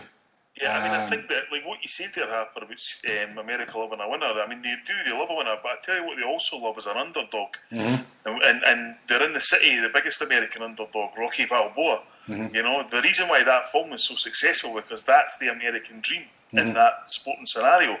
If Celtic are able to go over there and not just promote the brand, but sell the Celtic story to the Americans, because it's a fantastic story, and they've been scared to do it in the past because of the Irish connotation. Because we live in a country where people hear Ireland and then they think IRA, and for that, Celtic were scared. They these kind of bigots that would associate that kind of thing. So we have to go over there and and I know that this is going to be touched on beyond the wages stuff much more in depth for the guys who's over there, but could be the start, and I know that they're doing things now that are going to come out soon. I know they've done an academy in Philadelphia that's getting built and stuff like that. But if I was Celtic, I would go over and I would conquer the East Coast first. Mm-hmm. And I know that wouldn't please the Celtic fans in America. I would conquer the East Coast first, Philly, New York, Boston, concentrate on that, and then let the brand spread, let it spread over to the Midwest, Chicago and all these places and all that. Because we didn't need to go to Seattle or LA. We've not got to support it there, There isn't the diaspora over there. The diaspora starts in Philly and New York and Boston and that, and goes to Chicago and the Midwest and stuff. So let's conquer all that first and spread, because I tell you, the amount of money Celtic could be making there, if they'd done it right, is beyond anything they could ever get anywhere in Scotland, put it that way. And Paul, the thing as well is, you heard Frankie and Nicky saying there, that was on national television at the weekend, right, which is obviously huge. And I think I heard one of the things that was annoying me on Twitter the other night was people were saying, why are we not wearing a black strip, right? Because there's a kind of kick, and there was a kind of kick clash watching the television, right? Because the camera wasn't great at that either, right? It was so far away. But at the end of the day, we're trying to promote a brand, and the biggest part of any brand when you're promoting a brand is the packaging. It's something you have to be recognised with, and we are so unique with green and white hoops, right? And the everything's about the hoops and the Celtic, the green and white and the hoops. And can you imagine doing all the sort of advertising and the stuff pre-match and all that, and then they walk out in all black? That just wouldn't have worked at all, right? So it was very important that we wore the hoops, and I think as well it was very important, and it kind of goes back to Champions League, right? Because as Frankie said, we were probably at number 2-1. I think there was 35,000 at the game. Frankie estimated 10,000, 12,000 Celtic fans, right? Now, and you know yourself, you've been to games, and so have you, Jason, so have you, Josh, right? Where the home support have just stood and looked in awe at the Celtic fans, right? How many Norwich fans became Celtic fans when we went down to Norwich, right? Now, you've got to try and kind of build on that. I'm not saying we're going to get 10s and 20s and 30,000 fans, right? But I guarantee you there was a few thousand at that game who will now keep an eye out for Celtic because they were watching the fans' antics, right? And they'll buy into that. Football fans, right, in America, Real Madrid, who were watching Real Madrid, and they'll keep an eye on Celtic. And suddenly we pop up in the Champions League and they think, that's that team we're playing Real Madrid, they're in the Champions League.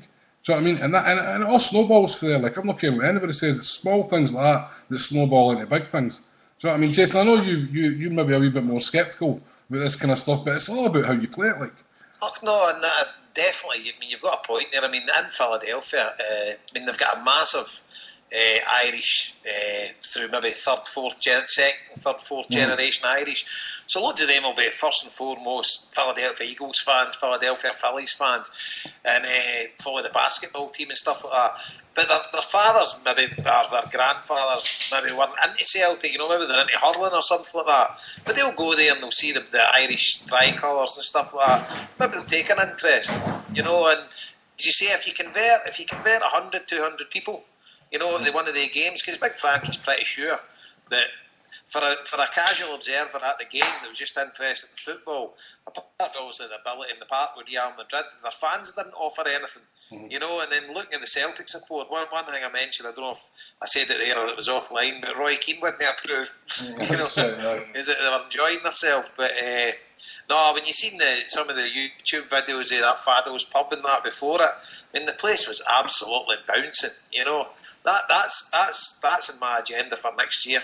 See, rather than like a European away trip, if Celtic's going to go to the East Coast of America next year, I definitely fancy getting over there. Well, the way Neil Lennon's talking, I'm thinking most certainly will be. Josh, just bring you back in there. I mean, what's your take? I know you were involved with some of the Beyond the Wave stuff at the weekend. I think you were streaming the Phil McGillivray and Q&A. I mean, what's your take on the American thing, and how did you enjoy the weekend's game and all the kind of stuff went around about it? Even though I know you weren't there, like, but I just watched on telly, and I thought it was a decent game for Celtic. We definitely put a good image for ourselves out there, because a few times like they showed the Celtic support doing the huddle, although they called it Poznan, fuck's it. But we definitely put a good image of ourselves out there, and every time we go out to America, we don't really usually typically do that well in pre-season friendlies out there.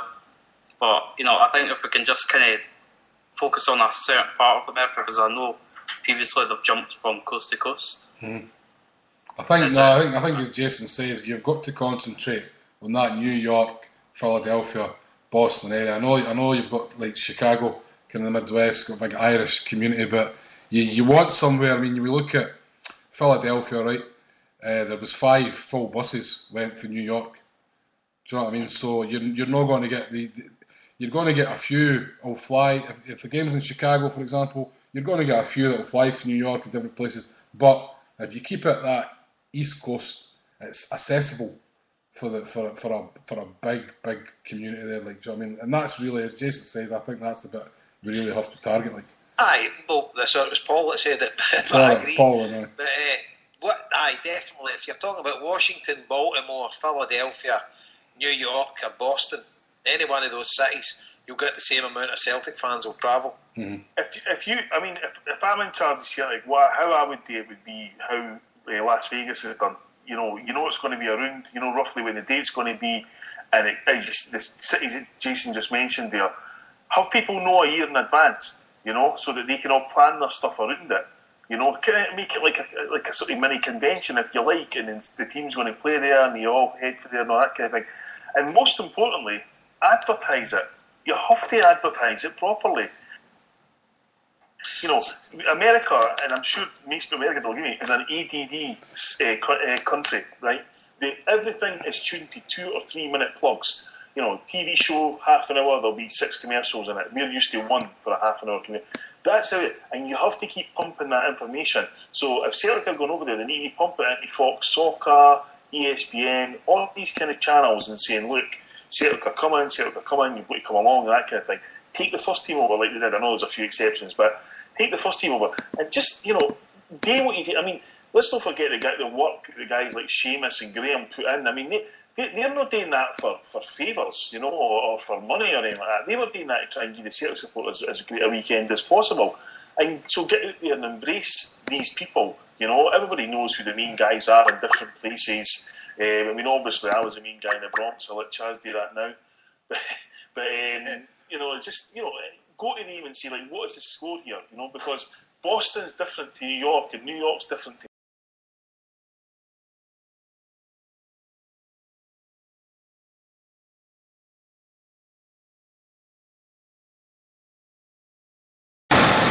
Hopefully you'll come. Can anybody hear me? Hey, what's up? Can anybody hear me there? Rev, sorry, you cut off. Rev, just before I bring you in, right, I'm just want to tell you all right. There's 2 Americans in the chat room who are basic. Can you hear me? Aye.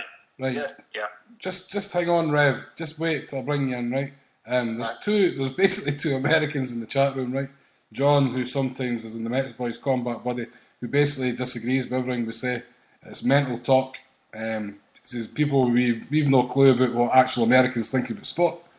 And he says we shouldn't be concentrating in areas where we know there's already an Irish diaspora. No, he says the Irish diaspora is all over America. We shouldn't be concentrating in the areas where there's already support. We should be going to the places where there isn't, and they've no clue about us and building it there. I didn't really see. That's not the way I see it, but he's in America. He would know better than me. It's just not true, there isn't any. There's no Irish diaspora in Texas or the Deep South or anything like that. So or Los Angeles. So why should we go there? I mean, he says St. Louis is the heart of US soccer, but it's ignored by European teams. Because they're all winching their aunties and stuff like that. And Jim McGuigan says Chicago, St. Louis, etc., and a ton of people from the east and west can drive there easy enough under 8 hours. But I don't think you're getting 5 buses from New York going there, if you know what I mean. Listen, maybe these guys know better than me. Paul, you lived in America. I just see the logical idea is you go where there is a fan base and you build on that, and then you try and spread it. That's just the way I would imagine it would work. But I mean, look, America, everybody has different points of view. Kind of like how it's went here. People can't just take days and days of their life to travel across the country to watch Celtic. They're going to watch it at the closest venue they can. You know, and that's the thing. I mean, it's not about, to me, it's not about just saying, we have to go. I mean, look, the brand isn't big in America right now because Celtic have completely ignored it for years. The point I'm trying to make is we have to get a base there. Now, we're getting an academy in Philadelphia as a start, but we have to grow a base there. You know, we can't, because it's like anything, you know, you can't just kind of take the support for granted, you know. I mean, right now, I don't think there's any point in Celtic playing in, say, Los Angeles. I'd love to know why anybody thinks there'd be a point in us playing there, because, as Frankie had said on the thing, because of the mass support that went down there, and it's a real support, it's not a freak show support that just want to see Ronaldo or when Man U go over there. Like, it's all guys that know Celtic, everything about the history and all that kind of thing. They can go down there and educate people, and that's the biggest kind of ambassadors we've got are the supporters, whereas that just would not happen in Los Angeles or Seattle. I know it didn't happen in Seattle because I was there. I mean, there was, you know, decent sport there and all the rest of it. It was nothing like it was in Philly and, you know, New York and all that in the past. So, you know, I just think that we, you know, by all means, get across the country and all that. But you know, we have to start somewhere. You've got a limited window, and I get your point earlier, Paul, about giving guys a year in advance. But Celtic are dependent on the sponsors. You know, Celtic's not going over there off their own back. We're going over there and get paid to go there, and it's sponsors that will dictate when the games take place. So I think it's wishful thinking, obviously, for us saying a year in advance, but unfortunately, do you not think as well, Jason, that, and I would be quite happy for us to go to Philadelphia every year for the next 5 years, because if fans know they're coming back, right, it's something they can look forward to, something they can build towards, it's something that the guys who we're talking about, who are in Philadelphia, who went to just watch Real Madrid, then go back again the next year to follow Celtic, and I think it could grow out of that. Yeah, but you'd need the sponsors to commit to a 5-year package. I think Celtic could get a sponsor. I don't think that would be too difficult. Right. So anyway, the Rev's been sitting there waiting in the background, and I need to get him on before he has a Crohn's attack or something, or passes out, or gets too stoned, or whatever he's up to. So Rev, absolutely. I think this is the second time maybe you've called into HomeBhoys, but the Rev's the guy for the hoop scoops on Beyond the Waves. Graham's right hand man, with the coach, who's in the chat room as well, who's probably going to come on and tell you how you're all wrong about everything. That's what he's saying in the chat room. Rev, what was it you want to chip in about what we were talking about there, about the Irish brand and the East Coast, or taking it across the country, or you want to talk about the game, or just whatever you want, man, take it away, son. Cheers. I know if you guys got a chance to listen into, the show from Saturday, but I was missing. I had a little too much fun the night before at Charlie and the Boys, and Saturday morning was pretty rough for me. I actually wasn't even sure if I was going to make the game. Luckily, was able to, but had to go right back to the hotel and crash after. But no, you guys are bringing up some good points, and it's tricky because, you do kind of need like a scaffolding, like a bone structure, if you will, to, if you want to start to grow the brand over here.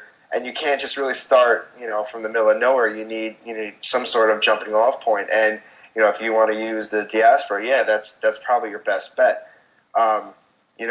Not to bring, kind of a religion thing into it, but, I went to Catholic school, and I remember we took this one trip to a shrine in New York State, and it had a map, and it just showed it was talking about, Irish Catholics, and it said that it's some obscenely high number, like 85-90% of all people who identify as Roman Catholics, not even just Irish Roman Catholics, but Roman Catholics in general, are all within 500 miles from this shrine in New York. So, what you guys are saying, if you want to play off of the diaspora, then yeah, it's all right in, basically the Northeast, going up to, to Boston and New England and down to, DC, out to, Ohio. I would love to have, Celtic fans in, North Dakota or, wherever, Oregon. But there's if you're going to use the history to kind of draw people into Celtic, then you kind of can't really go to these places. It's a shame, but, you got to have to at least start somewhere. And it's not the best situation, but I agree with you guys. That's probably the best way to at least start it. Other ways it would be, to actually have things to give fans, because, have some sort of ownership with the team and connection with the team. When they come over and don't have anything to sell, that leaves fans disappointed. Like, they want to walk away, with something to be like, I was here. I was a part of this. I experienced this. Even if it's just a top, it doesn't have to be anything special. But even if it's just a regular jersey, they can walk away with. But that wasn't available. See, that's a good point, Rev. And Celtic PR department should actually look at this and print off 10,000 T-shirts. I mean, how much? I mean, £2. Do you know what I mean? 20,000, you get £1 million, you invest 20,000 and hand out 20,000 T-shirts on the day of the game. If that gets 500 people interested in your brand, then you'll make that back, no problem. You need to speculate to accumulate. But I agree with you. I know guys in the chat room are saying about, no, we should go to the middle of nowhere and stuff like that. But no, you can't. And the thing is, see if you go to LA, San Diego, places like that, the time difference as well, the amount you need to travel, plus with the amount of Latinos there and Mexicans, let's face it, we're not going to get these guys to start supporting Celtic. They've all got a football team that they follow for back home in their native Colombia, Argentina, Brazil, wherever they come from. They've got their own club who they follow there. So we need to look to, you're right, the Irish diaspora that come for these shores and come for Scotland and things like that. And the vast majority of them are concentrated around the East Coast. So yeah, you've hit the nail on the head, and that's where we need to. I mean, we'll probably never even conquer the East Coast. Never mind trying to get the rest of America on board. And I think the way we're doing it, and Harper made a great point that if we could maybe concentrate in Philadelphia for the next 5 years, if the sponsors would do it, that would be absolutely brilliant, because it's easily accessible for the guys from New York, guys coming up from Washington, Baltimore, a bit further for guys from Boston, but they can still make it. Jason, sorry, Rev. Do you not think as well, right?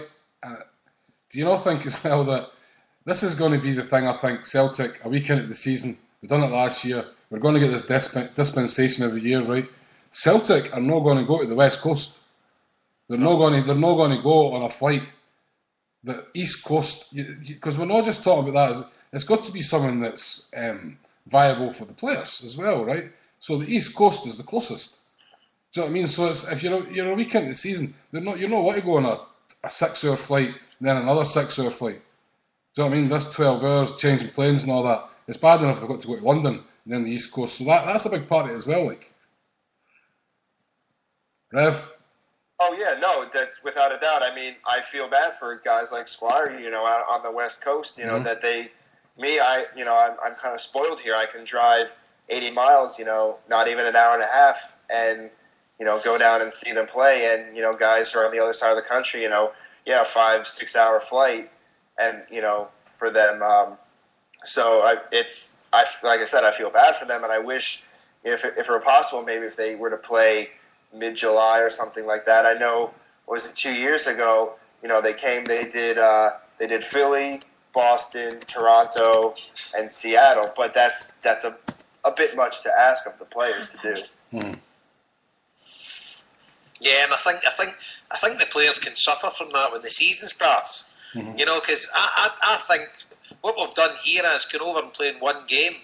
I think that's good, because you've been to the European trip to Helsinki, we've went over to Philadelphia with the free week here, and fair play, hands up to the Scottish League as well for allowing it. But I don't think we'll have any adverse reactions by the time we go to Ross County. We shouldn't anyway. No, I mean, I think we've got to establish a power base in America first and foremost before we can think about, you look at where the CACs are and the American Association and that kind of thing, and converse with Abe and all that kind of thing, and you build something up that people can say, right, we're part of this now. Then you can look to expand it over. But I mean, as I say, like I said before, I just didn't see the point in going to California or places like that. Now we're just unless it's big money, it's not going to grow the brand. I mean, there's like Rev says, it'd be great to have CACs in North Dakota and Oregon or that kind of thing, but there's just no the diaspora there in these places, and there's no the hook that we can get into to then go and advertise it and all that sort of thing. I mean, these guys who are in Philly and all that kind of thing, it's great because they're given the opportunity to host Celtic, if you like, and they were able to put on all these kind of things. And, I take my hat off to them for doing that, because I know they're doing it with basically no help for Celtic whatsoever, and Celtic just go over and take all the plaudits. But that's the kind of things that we need to keep pushing and keep doing all the time. I mean, there's Rev there. He's a big Red Bulls fan. I mean, there's a 25,000-seater stadium there sitting in Harrison, 20 minutes from Manhattan. I mean, there's an ideal venue for Celtic to be playing at, Big Frankie would say it's 2.5 hours from Manhattan. They went with the public transport, says it was terrible. But see, getting back to the point as well, we play in the Scottish Premier League. We don't play in the English Premiership. If we played in the English Premiership, then we can try and put our hook further afield. Because you'll pick up American kids and stuff like that. But an American kid, it's fourth generation American or whatever, or they're as far back American as you can go. They've got La Liga to watch football. They've got the English Premiership. They've got but Serie A. Why do they want to watch a team in the Scottish Premiership, Scottish Premier League? We don't hold. We've got to tap into the market that we know, and the market that will stay sort of faithful to us, and that is the Irish diaspora in America and the Scottish, obviously, that's moved over there. But as for going to all these untapped places to get, I mean, Savannah, they've got a massive St Patrick's Day festival, but I don't know how many of them would be into football. Do you see someone else? Do you know someone else that seems to be completely forgotten about here? Right. Celtic aren't really the ones dictating. We're being invited to play other teams. Sponsors are driving where the venue is. I mean, it's not like Celtic can't actually go and say, we'll go and play in Chicago. Who wants to come and play us? Well, no. Arsenal are maybe going to turn and say, no, we'll have a game, but we want to play you in New York. Do you know what I mean? We're getting invited to games rather than inviting other people to play us. Do you know what I mean? And whether the people in America like it or not, the big teams in the English Premiership, they only want to play in certain places, and we'll go and play them where we're invited. It's as simple as that. Well, actually, a couple of years ago, don't make a fool of me now, Rev. Saying how the number one supported team in the U.S. it's not Manchester United, it's not Chelsea or even the U.S. national team. The number one supported team with 37 million fans is the Mexican national team.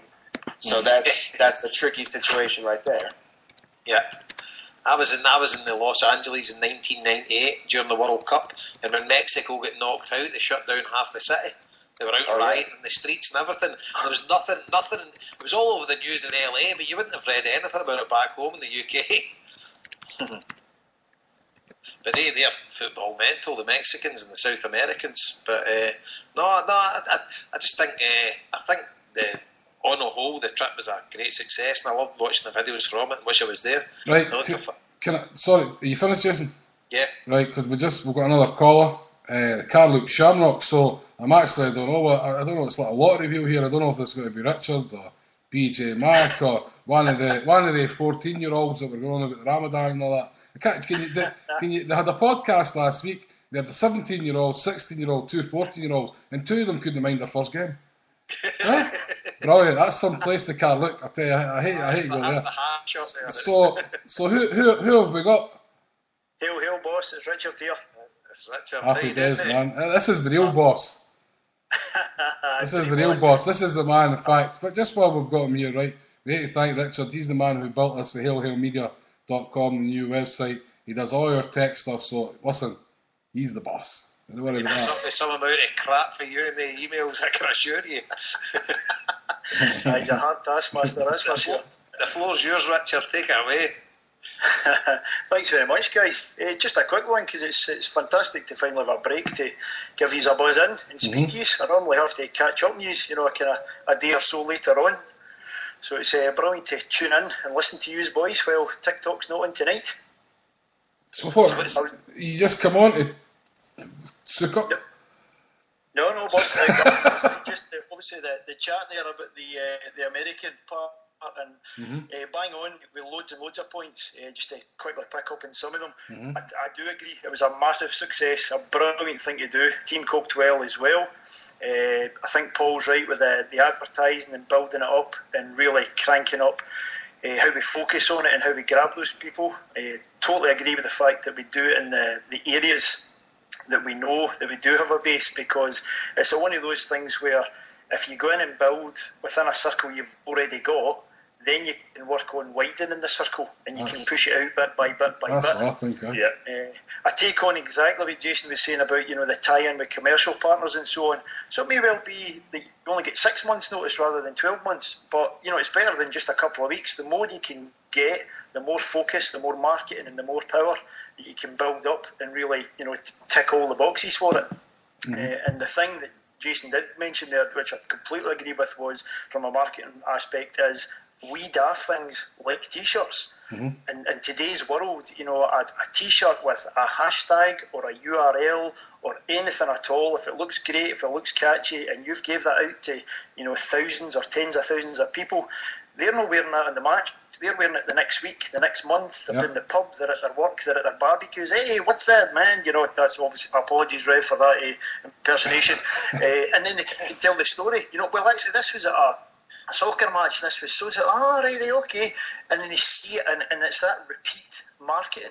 If you see some kind of website 4, 5, 6 times, you're going to go and check it out, and you want to know what it is. So if we do that, it's no money down the drain. It's peanut marketing. It's peanut marketing. Pays so many dividends. Richard, do you know what? It surprises me, Richard, right? And I agree with exactly what you're saying there, because I've got 2 T-shirts for when I went to see the Mets in my honeymoon. That were provided by sponsors, so the Mets didn't pay for them, right? They were provided by sponsors that says South Pole across the middle of it, but it still had the Mets logo and all that kind of stuff, and I still wear it.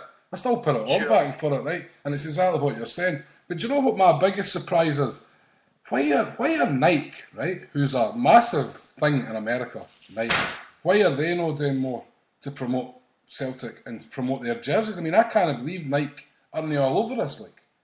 Exactly. That's the main point, actually. In fact, if you don't mind, I'll use that to tie into my kind of next point, is that what you're saying about protecting the team is really good. You're not wanting them over there for 3 weeks and 14 games and run them into the ground. That's daft. We do know that having them over there and playing one game is brilliant. But how else could we do it? Well, you make the game the focal point. So the boys arrive in town, and let's say for the first couple of days the kind of Celtic backroom boys are there doing a wee soccer school. meeting kids and stuff and bringing them in and giving out the free T-shirts we're talking about. The next day, you could have a Nike-sponsored conference where the Lisbon Lions are, giving speeches and running videos from the story. You can have the game, the centrepiece on the such and such day, so that's brilliant. That's what you're really focusing on. And then a couple of days after that, a Nike-sponsored auditorium where there's Irish bands playing, there's video reels of the Celtic history. Because that's what it is. It's not actually the team. The team changes. The players change. The managers change. The titles come and go. But the fans, the Celtic family, the story, that's the thing that's a constant, and that's the thing that really sells us. And all the points you guys have said about the huddle in the stadium, people standing with their mouths wide open, they just cannot believe this. That's what makes them ask, right, what's the deal here? Why is this like this? Who are you? Where do they come from? What's the story? And that's what we all know, because I'm Richard from TikTok and Kaluk that manages to go to games. Graham's in America, fanatical on a show. He's never even beat the Parkhead. There's guys running about doing books and book launches like Paul, and he spent years in America. There's guys over in Ireland. Why the hell do they all have this connection? And it's that story in the middle. It doesn't matter if they've seen Henrik Larsson, Jimmy Johnston, or anybody.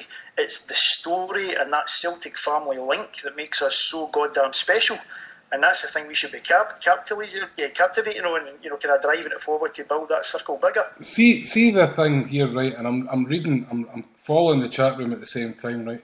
And I think there's a bit of a misconception as well that we think that because we said the Irish diaspora, right? And somebody said there's no big part in Texas. They're saying there is a big bit in Texas, right? There's a kind of misconception here that we're trying to say that everybody who's Irish American will latch on to Celtic if we show them and we tell them. That's just not the case, right? You've got to go to hotbeds, soccer, if you like, right? And 35, we've got to go where we can draw big name team. As we say, the Celtic fans were outnumbered 2-1 with Real Madrid fans, but probably they were the same amount of Real Madrid fans, if you like. Another 10,000 were just guys with a Real Madrid t-shirt or jersey, and maybe they became Celtic fans because of that weekend, and that's how you snowball it. But another kind of point of view, Richard, when you're saying there about you didn't want to tax the players, but know what to go away there for 1 or 2 weeks and that, right? And something that Bronx Boy tweeted me, and I'll probably get the Revs sort of opinion on this as well. Like, would we be better advised maybe going straight after the season finishes and taking it round about the time of the Celtic convention, and they kind of make it a big sort of fiesta. The Celtic convention's on round about that time. I know the convention's primarily in Las Vegas, but you could have the convention where Celtic are going to go and play. I don't think the Federation would have any problem with that. You have in Vegas every second year, and then the other year you have the convention where Celtic are going to go and be playing anyway. Do you know what I mean? But it comes down to, again, getting the opposition. Harper, sorry for butting in. No, come on. About again, but we're dependent on sponsors here. Aye, we're dependent on the opposition. That's funding the whole operation. Yeah. And nobody's want to pay for, when the football season's finished and everybody's going their holidays, you're not going to get a big team to play against. They're getting time off. I think Celtic's got to be competing in the Champions League, because we spoke about it earlier at the start. We need to raise our profile by performing in the park, and once we're performing at the top table, then we get across there with a bigger draw. But I think Guy Richards made some great points here, and you just wonder, what's the Celtic marketing department doing? Peter Law, for all we think he's a sharp brain and whatever. Does he? Well, yeah, I know, Paul, but it's a perception that I think he's getting the easiest job in the world, to be honest with you. He's under no pressure whatsoever. I'll tell you, I'd love anybody in the Celtic spectrum to try and tell me how it's justified that Peter Lawwell earns £800,000 a year for what he does. Because what does he do? I mean, we're talking about I totally agree everything that Richard said there, but I'd ask the question, Richard, why are we not doing that? Why are paying loads of Celtic employees over there and not doing what Richard said? Yep. Because I mean, what are they getting paid for? Yeah, it kind of seems so obvious. That's right. I think a lot of the people within the game, within the business, we've seen it this close season with the media. I think they get into that comfort zone where you ask a question, it's no, we don't do that. This is what we've always done. We just go over here. But why not? No, we've never done that before. Well, wake up, start thinking. Let's think another way here. And see, but no, we said it in one of the last shows as well, Richard. We've got something like 10,000 spare seats every week. So why don't we say the first 5,000 that come up can bring a kid in for nothing, or bring a pensioner in free? Something like that. Just fill the seats up. Put a section away. Don't sell one section for season tickets, and keep that for if you bring someone extra there, you can go over. You get a voucher when you get in, and then it's got a seat number on it, stuff like that. And there's thousands of things Celtic could be doing to bring more people in. When we're going to America, why don't they send a couple of employees or pay a couple of reps in America? I'm sure you've got as much Scottish people would like a wee sideline job with Celtic. They stand in the centre of Manhattan with a stall, selling Celtic t-shirts. Exactly. Something like that. Someone, Chaz Duffy or your mate Paul for the Bronx, big Frankie Fraser would do it on a Saturday. Get somebody over there to actually promote the brand. It's not going to be hard, and it would cost you buttons. Jason, Chaz was actually saying there in the chat room, and he tweeted it as well. I'm not sure he tweeted it. It was in the chat room, and he says actually this is the first year he's felt that Celtic might be listening, because they had a guy there, what's the word? A guy sort of asking questions like, do you know what I mean, finding out about the brand and trying to see what people are looking for and all that kind of thing. And it's the first year he's kind of experienced that. Do you know what I mean? Rev, what, as a Celtic fan, is a kind of really right into Celtic, you're in America, loved it all your life. I mean, how did you feel this year upon like the year before, a couple of years ago we were in Boston, was it a year ago, 2 years ago in Boston? Did you feel that there was an improved sort of presence for the club in an official capacity, merchandise-wise, sort of stuff that was going on the day before the game, after the game? I mean, did you feel there was an improvement on how Celtic were sort of dealing with the North American support, or still just exactly the same, still a lot to learn? Or, I mean, what was your opinion on that, Rev? I would say it was a little bit of an improvement. Straight away, the night before, there was the little ceremony. I missed it. I didn't get to Philly in time, but there's a little ceremony at the Famine Memorial, and Stokesy was there. Mm-hmm. And right away, that's, I was surprised that happened. And I don't know if you guys have seen it posted after or saw it, but, there was actually him and Seamus on, the official team site on the front page, talking about it. So right there, that's, actually kind of maybe the only improvement. I mean, like I said, there's no merchandise. When I saw him in Boston, there was nothing. There was no merchandise, no player appearances, no meet and greet, nothing like that. Or at least none that I'm aware of, if there was something, but I'm pretty sure I would have found out.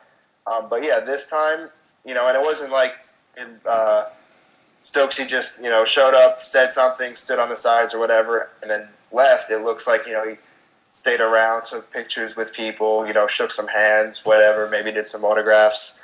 But right, that's at least something. How about the sort of I know like Deco and Graham met Charlie Mulgrew, Peter Lowell, Neil Lennon. I don't know if it was at the team hotel or it was just the hotel where they were doing the sort of press stuff. Was that something that was advertised that fans could go along to and meet the manager and Charlie Mulgrew, or was that just something you had to kind of work out yourself and just kind of arrive there? Like, yeah, I think that was something they just caught wind of, maybe right. through Seamus or someone else. I'm not sure. Yeah, they just kind of walked into that themselves. That wasn't definitely not advertised. Jesus, I think that's something too. If there was, I don't know if there's like a Nike store, because Nike has outlets around the country. I don't know if there's one in Philly, but that's it right there. They come in, they have the Celtic strips for sale. Maybe have, and it doesn't have to be Gary Hooper or somebody. You can have Dylan McGeoch, James Forrest, someone, Tony Watt, somebody, come over and just hang out. Yep. Maybe, shake some hands, take some pictures, sign a ball or two, and that's it. When I was at the convention in Las Vegas last year, right, Niall McGinn went off his own back. Well, I think it was his agent, Jerry, kind of organised it, right? Niall McGinn went off his own back, and nothing to do with the club. Niall McGinn was treated like he was, I don't know. Niall McGinn was treated like he was Paul McStay. Oh yeah. At the convention. People just want people who are so far away from the club and can't get any sort of close contact with the club. They just want to meet a player and get their pictures and stick that picture in a frame up in their den and stuff like that. And Niall McGinn was treated like a god in Las Vegas, and the club are missing on that.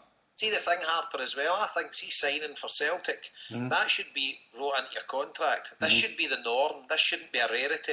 See the thing about Tony Stokes going to the Famine Memorial and stuff like that. The full team should have been there. Exactly. You know, I mean, this is a thing that Celtic should have. You should have it built into your contract, because when you play with Celtic, it's not like playing with a normal football team. We've got a worldwide support, but we don't have a great brand because we play in Scotland. But at the end of the day, that's like it or lump it. But the thing is, we have got a fanatical worldwide support that put potloads of money into our club, and these guys deserve a bit back. So if you play for Celtic, you get that written into your contract, and you need to fulfil that, or your wages are getting cut to some tune. I remember about 4 or 5 years ago in New York, AC Milan played at the Giant Stadium against, I think it was the Cax or something like that. And what AC Milan did before the day of the game was go to Macy's on 6th Avenue. They took the entire team there and they sat there for 4 hours signing jerseys that you could buy in Macy's. And I got to meet the entire AC Milan team, no problem whatsoever. I'm talking about superstars like Nesta and that, you know. And I mean, they're sitting in the biggest shop in the world, right? Biggest department store in the world, and you could walk in and meet any of them you liked, and they were courteous and nice and all the rest of it, and most of them didn't speak English, etc. But I tell you, they picked up probably 40% of these sales on novelty. People went in and said, who are these guys? Oh, top European football. Said, my son likes soccer, I'll go and buy a shirt. And they get the shirt signed by the whole team. You know, that would cost nothing to set up. Because the thing is, Paul, people weren't going there specifically to see them. Maybe you'd obviously get a few. Exactly. But the vast majority would just be in, because Macy's has got about 1 million folk passing through every day. Exactly. You know, so it wouldn't matter if it was like the 3rd Division Brecon. No, if you were sitting there and all these Yanks, who's that? Oh, it's a big European team. Oh, right. Brecon City, yeah. You know, but it's incredible that Celtic don't tap into this more, you know, and we're just 5 daft guys sitting in a bloody podcast talking about it. But every point you come on with, Richard, there is spot on. You know, it doesn't take. I mean, we're no visionaries here that's come up with these groundbreaking ideas. Jason, you know, Charles, spending 20 grand on T-shirts to hand them out. Jason, the thing is, we're already hitting it, right? You wouldn't have to spend any money. Your sponsor would buy the T-shirts. You find a sponsor to buy the T-shirts, and they get them for 50 cents. You know what I mean? It costs nothing. We're talking about Nike there, right? One of the biggest Nike stores in the world, New York, Nike Town, still hasn't got any new Celtic gear in it. No, that's Charles just tweeted that, right? I mean, it's absolutely laughable. And if they can't do it, get to somebody else. Get to Adidas. I mean, I know Adidas are kicking their ass, you know, in a lot of things right now. But if Nike's not the answer, get rid of them. You know what I mean? Get somebody in there. I mean, I know it's a smaller scale, but like, see, Rapid Bucharest wanted to play about 6 pre-season friendlies in Scotland for the climate, and they just hired a marketing company in Scotland to go and sort it out. Why can't we do that?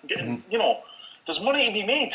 That's the bottom line in America. If you're making money, anybody will take you on. Well, it's like in Scotland as well with the Nike stores. Like, you know, if you go into the Nike store in Livingston, you can only really find a few tops. It's like Real Madrid, Juventus, Man United, and maybe someone else.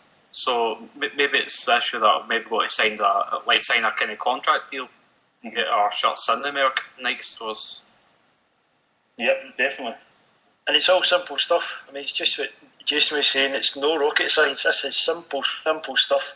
And in these days of marketing, it's just wee simple things and repetitive messages that they clinch it for you every time. And we seem to be a club who have the greatest story, but poorly branded. Richard, tell me this now then. Why is it? Why are we sitting here, right, year after year? And the Lost Boys podcast kind of started it nearly 3 years ago now. 3 years? That's 3 years ago now, right? About sort of giving fans in America and around the world a kind of voice, right? and it's kind of grew for their media stuff and that. Why are Celtic still? When we as this is not our jobs. I don't think it's any of your jobs, marketing or PR or stuff like that, right? Why is it we can see stuff that is so simple and they're not doing it? Why is that? Why is that? Why are Peter Lawler not going to Nike and saying, get your stuff out there? There's 10,000 Celtic fans going to be in Philadelphia over the weekend. You'll sell 10. Every single one of the fans will buy something. Why is there no? Why is that? Why is he not telling Nike? I would say my answer to that is because he doesn't need to. He's not got it wrote in his objectives. No, but that's what I'm saying. But why is it not? Why are the club not that? But why are the? Because I'll tell you something now, right? Then, Jason, right? Actually, as a major shareholder, the club's losing out in revenue. You're supposed to be maximising your business all the time. Why are you not? When you've got 10,000 customers in one spot, how are you not selling them anything? And you should be asking yourself that. And it should be Peter Lawler's remit. I agree with you, but he'll have set objectives at the start of the season. I know, but let's go above him then. Go above him then. Why is the club not going to that? 10,000 customers in one spot. How are they not going to sell them something? It's unbelievable. It's crazy. It doesn't make any business sense at all. It's like that fool for the Mets when they contact us. Driving me daft, man. I know. I mean, the problem, I think, well, my opinion is because it requires effort. I don't think Celtic have yet worked out how to get an import licence into America. I honestly believe that. I do not think that they've ever worked out how to do that. They've never managed to, I mean, I know they approached the Boston Celtics a few years ago, and the Boston Celtics were like, it was too similar a brand and we're not going to do it kind of thing. But if Celtic seems they can't tie up with anybody in America, then we're not got the right people when doing their jobs. I mean, I say again, the harsh reality is we've got tons of media people and PR people and chief executives and all there. We've not got a doctor over there. And we had to get the Real Madrid doctor to treat Dylan McGeoch. Stephen Moran brought up the point last week where we basically sacked the doctor. You know, I mean, this is just incompetence as far as I'm concerned. I mean, sometimes I think, like, you know, government. I don't think Celtic sacked the doctor. To be fair, Roddy left. I went to ask the Well, he left because he was going to be sacked. No, he left because of job security. No, I don't. I'll ask him, but I don't think he left because he was going to be sacked. I'm quite sure. Well, I can categorically tell you, Celtic made the post redundant. They were going to a part-time doctor. That's why he left. So I mean, that's why we had no doctor on the park on Saturday. When Dylan McGeoch went with injury, it was Tim Williamson, the physio, that was on there. But listen, let's go back to the whole import thing, right? The importing merchandise and all that, and the tax involved and everything, right? First of all, we're with Nike, right? So they're already in America, right? So that puts that right out the window. But at the same time, right? No, it doesn't. But wait, no, see your man for Timland, right? And the Gallagher. You all know the shop, Timland, your man with the baldy head, right? Yes. He goes to the Las Vegas convention with thousands of T-shirts and sells them all. Do you know what I mean? If he could take 2,000 T-shirts to Las Vegas, how can Celtic not? Do you know what I mean? Get them printed in America. The thing is, get them printed in America. You don't need an import license. Right, listen. If you could carry on without me for 2 minutes, I'm going to the toilet. Get them printed. You sell a trading license, and that's you're good to go. But I'm telling you, it's because it requires, and that's not what they're prepared to do. They're not prepared to do it. I think. See, to be fair, I think we're still a tuppence hate in the outfit. Getting back to the old days, I don't think a lot of things have changed. I honestly don't. I was going to mention that actually. I was trying to answer Harper's questions, thinking about it, and on one side, I think there is a lot of guys who are just stuck in their ways. You know, they just do the same old. Where if you've got guys like us who are trying new things and podcasting, how does that work? What does that do? And how do you do it? How do you launch a book? And how do you do such and such? People that are questioning all the time and just looking for different ways. It seems obvious to us. It seems simple, and it is. Of course, it is. Whereas other guys are more, no, we've always done it this way, we've always done it this way. But I think you're right. I think the second part of it is that we're a kind of part-time resource sometimes against this massive full-time club. And I've heard a lot of employees in the past, you know, the big fans, and they'll go inside, and they can be involved in anything. It could be stewarding, it could be in the ticket office, it could be anywhere, and they come out and they're just kind of slightly devastated. I never realised it was like that. Why is... this is mental. My job at so-and-so was 1,000 times better than that. I can't, shocked at the setup, shocked at how it's kind of laid out. And I think you're right. I think part of it is down to that as well. Well, it's effectively, it's a company that's got a turnover in multi-millions every year. And it seems to be run in an amateur concept. Yep. I firmly believe that. I mean, obviously when Fergus McCann was there, he had a business plan, and he obviously made good in his business plan. But since just now, is it like a sort of toy for Dermot Desmond, that Dermot Desmond isn't really too much a hard taskmaster? He's not really in it to make the money, he's just in it for, that's his wee plaything, that he doesn't really invest multi-millions in, it ticks over, and it sort of pays its own bills. Is that sort of what Celtic are, really? I mean, I think a Jackie All-Trades mentality exists at Celtic. We have the Celtic View editor who also does the commentary for the games, and then we have a guy who writes a column in the Celtic View, also presents the programme. That is the biggest disaster for any company if you're run like that. Anybody that's ever been involved in any corporate structure will tell you that if you've got guys that are pretty decent at everything, you're just going to run it into the ground. You need to get guys who know what they're doing. They're strongly focused on every single aspect of their job, day in, day out. If they're suddenly, they're dealing with multimedia, then the next thing they're writing a column in the Celtic View, then they're going to commentate on the game at Ross County on Saturday. How are they supposed to focus on all these jobs? It's unbelievable. But again, I think it goes back to what Jason says. It's a biscuit tin mentality. Yeah. Rather than employ 3 guys, they'll employ 1. That's right. Cut back here, cut back there. There's never a specialist that is that jack of all trades. Absolutely. And undoubtedly, there's people in there who are, working their butts off, and they love the club to bits, etc., etc. But if you took any one of us in there and you told us to do 7 different jobs, no matter how fanatical or how much we love the club or how much we really give it our all, we're never going to achieve.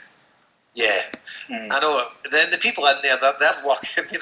Obviously, definitely, we're not demeaning people that's working on the Celtic part. They've been given set instructions and they're following their set instructions. But it's whoever's laying out the law and whoever's putting instructions out there in the first place, it's the full strategy that's got to be rethinked. I mean, Peter Law answered questions once at an AGM, and it was how we still get the same sponsors as Rangers. Because tenants, that was the only deal on the table. No, wait a minute. That was the only deal on the table because it's the only deal you could find. Mm-hmm. You need to go and find other deals. So sponsorship is sparse these days because companies are pulling their drawstrings in. But that's not a sufficient answer to me. If I'm paying you money, I want you to get me a sponsor. And a club and a brand like Celtic can bloody get a sponsor, I can assure you.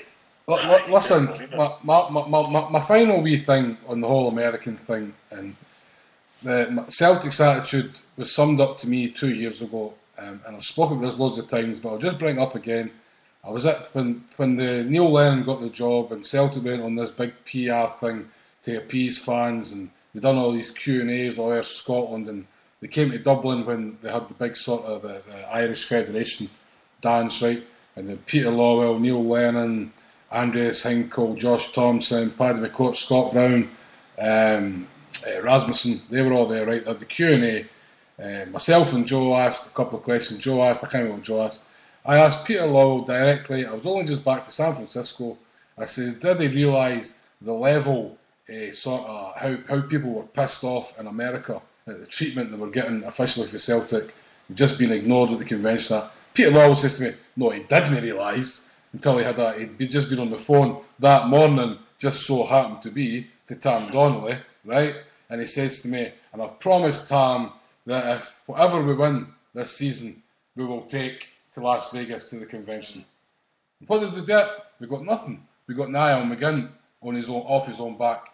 But the year before, the Huns had a tiny wee convention, and they sent Walter Smith, Martin Bain, and they sent the SPL trophy. Celtic offered the convention at the very last minute.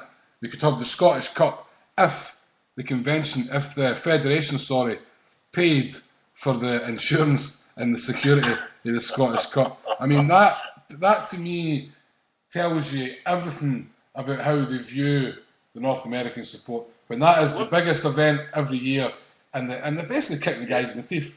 You pay for the insurance. To that story. See, that's everything Harper said is 100% right. You know the worst part about that? They wanted the Federation to insure the Scottish Cup. Yeah. It isn't even the real Scottish Cup. It was a replica. The real Scottish Cup sits in Hampden. It does not get given to the team, and you get a replica that you hand back. And certainly wanted the Federation to insure that for thousands of dollars. Oh my God! And pay for two guys to bring it and look after it. Pay for the stewards to go and protect it, because obviously we want to beat it up. It's just wrong, man. It's just wrong. And hopefully, well, Chaz is saying that he's seen a wee few positives this year, and the Rev says it's maybe a wee bit more positive this year. And when you see Neil Lennon talking about, because maybe this is a thing a couple of years ago where we didn't realise we were going to go back to America. Maybe that was just a one-off sort of thing. But when you see Neil Lennon saying these quotes today, this is an important thing for us every year now. So maybe they've realised that they've looked at the other markets. It's not really worked out in Korea and Japan as much as probably what they thought it might. But we didn't get the sort of Man United effect, if you like, as a brand, because we signed their like shining lights. Maybe we realised that America and Australia to a certain extent, but America is probably the main place where we can really build a brand outside Europe, certainly anyway. And I just think maybe we will start to see improvements in the next 2 or 3 years, but they'll have to be big improvements, because certainly what's been happening recently, it's just not good enough. It's a D on the report card. Must try harder.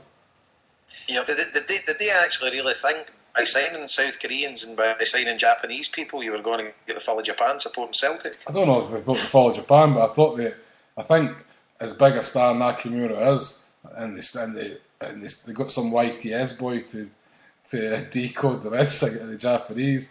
I think they certainly thought that they were going to get massive amounts of money, but they probably didn't market it either. They probably just thought signing the players were enough, and it would sell itself. I mean, I would love Celtic to go department over to Japan to put the groundwork in. What we really need to do is go out and buy the best young American player in America at this moment in time in the MLS, right? Who we can get for decent money, and maybe a Mexican as well, a young Mexican but a good player. I don't think a Mexican. You're not going to get their support. That's what I'm saying. They support their Mexican team. They're not going to support a Scottish team. But you see the young American. That's a great shout. It's got to be done. Has to be done. It would work. I know plenty of people who only support. Well, not only support, but they'll just start pick up following a German team, a third level English team, just because they have an up and coming American on it. Yep. And I think see if we went all out with a top class American, one that's got a future in the national team for many years to come, and that would be, and then market the team round about him. That would be. I think it'd be excellent. Jason, you could really take that forward. You'll like this one then. Combat Buddy says best young American player is called Break Shea. That works for us, eh? That'll do for me. Shea works for us. Rev, what about him, Break Shea? You got a joint partnership with the Mets. That's the guy that Graham keeps talking about. I mean, he kind of fell off a little bit. He's a bit of a loose cannon, and he's this season in MLS, he's kind of lost his form, and there's been some on-field issues. But I mean, he's a young kid, and he kind of had a chance to go over to Europe and make it big, and because of the issues, he dropped off. But he's at a point right now where he can kind of reinvent himself and kind of be like, I put that behind me, and yeah, he can still totally blow up as a player. Sounds good. Yeah, and that's the Joey Bartons of it. But see, the thing is, America is the only market that you can break into to make money. Because Asia, you can break into Asia if you do it properly. No, surely Man United have done it in Asia. No playing in the Scottish Premiership, mate. Premiership. No, but in America, if you market it right with our history and with a good American player, You could break that market, because every American, they'll have their MLS team, but they'll also be looking for a European team to support. And you could get it, as long as you the TV and stuff, and you were playing the Champions League and stuff like that. Yep. I don't see any reason why not. But that's the only show in town for us. And I certainly see a tie-up with the New York Cosmos.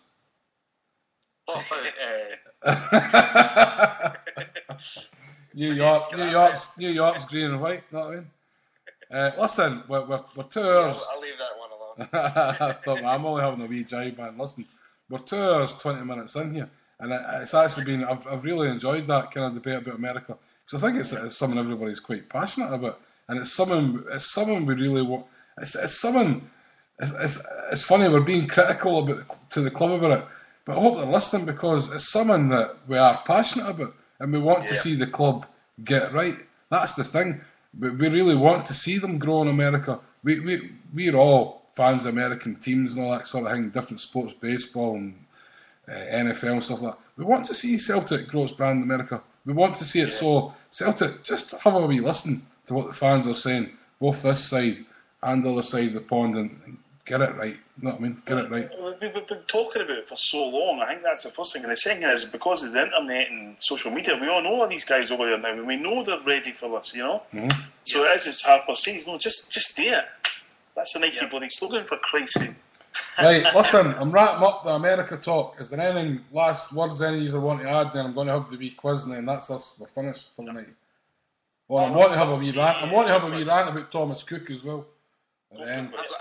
I'm going to have to duck off her. So you've got enough on for the quiz anyway, haven't you? Oh, you'd be useless anyway. I know. Right. No, I've enjoyed it tonight, and Richard, that was really insightful, and Rev, cheers for calling in, mate, that was good. And you too, Josh. We've missed the parrot tonight. He's only on the 3G, saying he's in the chat. He's in the chat room. Uncle Albert. Uncle Albert. Right, man. Jason, before you go, mate, I'll see you and Paul and Josh at the Internet Bump Out Book Launch Party in September. Certainly will, sir. Definitely. You'll have Mr. Mackay with you, I reckon. Yeah, we've got a full squad coming through for the Shambolic. Have you? Good stuff, mate. Look forward to it. Jason might remember this one. Oh God, I certainly hope so. I'm going to head off as well. I've got a to-do list for Harper that I've still to get through, because you know what he's like. So I will go and do that. In fact, Harper, boss, you'll be chuffed. There's a special TikTok announcement tomorrow morning, spreading the good name of Hail Media a wee bit further, so look out for that. Excellent, man. Look forward to that. Okay, doc. Pleasure talking to you, lads. Whoa, Richard, didn't you disappear? Oh, I might need you for the quiz. Listen, pal, I'm sitting in a car park outside Tesco, and there's a hormonal pregnant wife up the road that is now 45 minutes late getting the weird stuff she wants. So you're really wanting to get back? Aye, I'm going to get murdered. Right, you two are away then. It'll be Josh and Rev in the quiz then.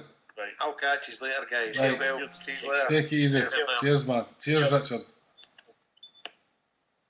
Are they away?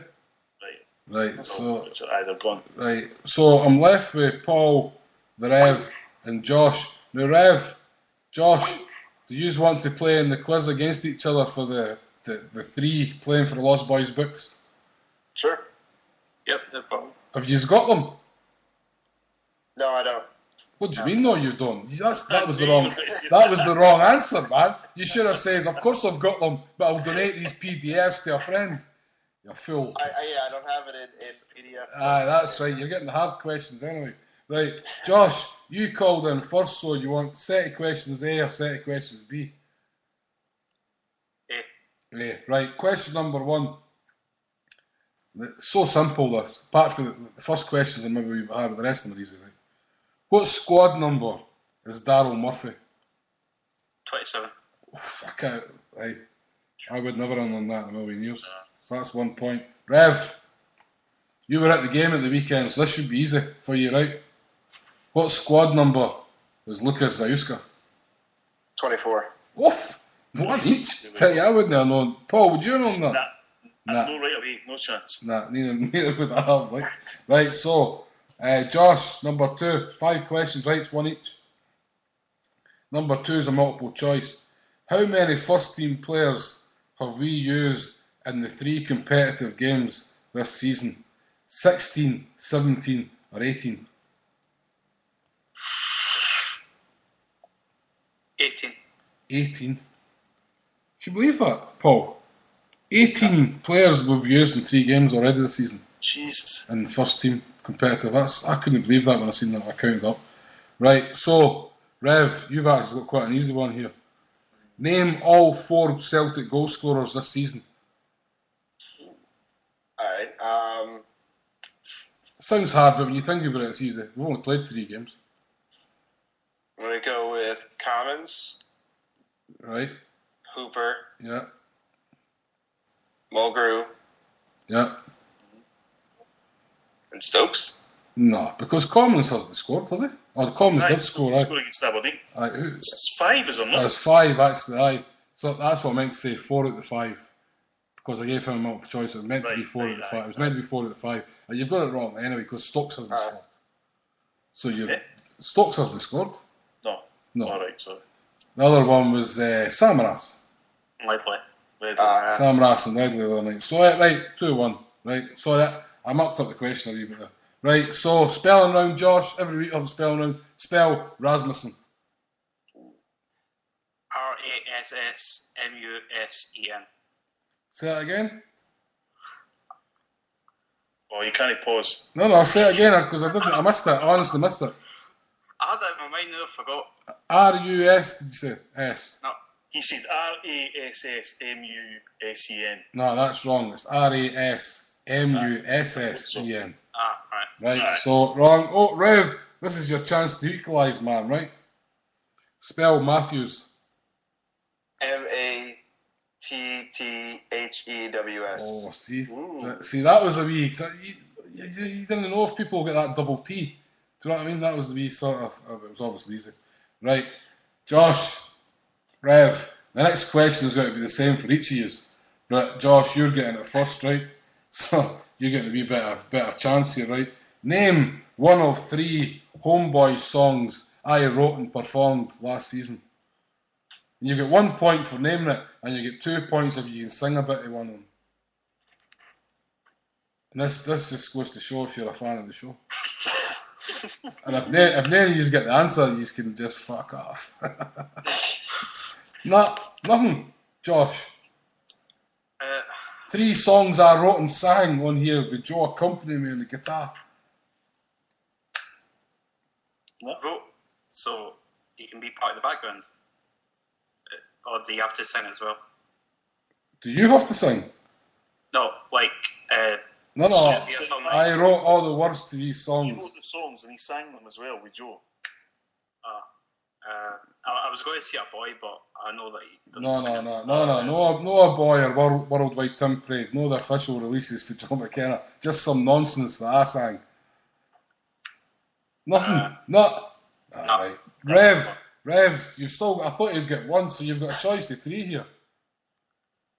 Are you including jingles that you did for other shows? No, I'm talking about songs that were. One of them was played on Beyond the Waves. 2 of them were played on Over and Over. I can't believe you're only big fans of me. You're killing me here, man. The answers in the chat room. Even Jim, the coach. That's cheating. Right, you've had it, right? We had We Love You Stokesy. We love you Stokesy, cause you're the boy with the goals. We had Hands on the Rocks, ain't no surprise. Just pour me a drink and I'll tell you white lies. And then we had, of course, the Christmas song. Oh, I wish I could see Celtic every day. These are useless. So, but still 2 each, right? So, Josh, this is the last question. How many hoops on the new home kit? 9. Correct. Rev, similar question. How many hoops are traditionally on the home kit? 7. Correct. Shit. I've not got a tiebreaker question. Right, let me think a tiebreaker question.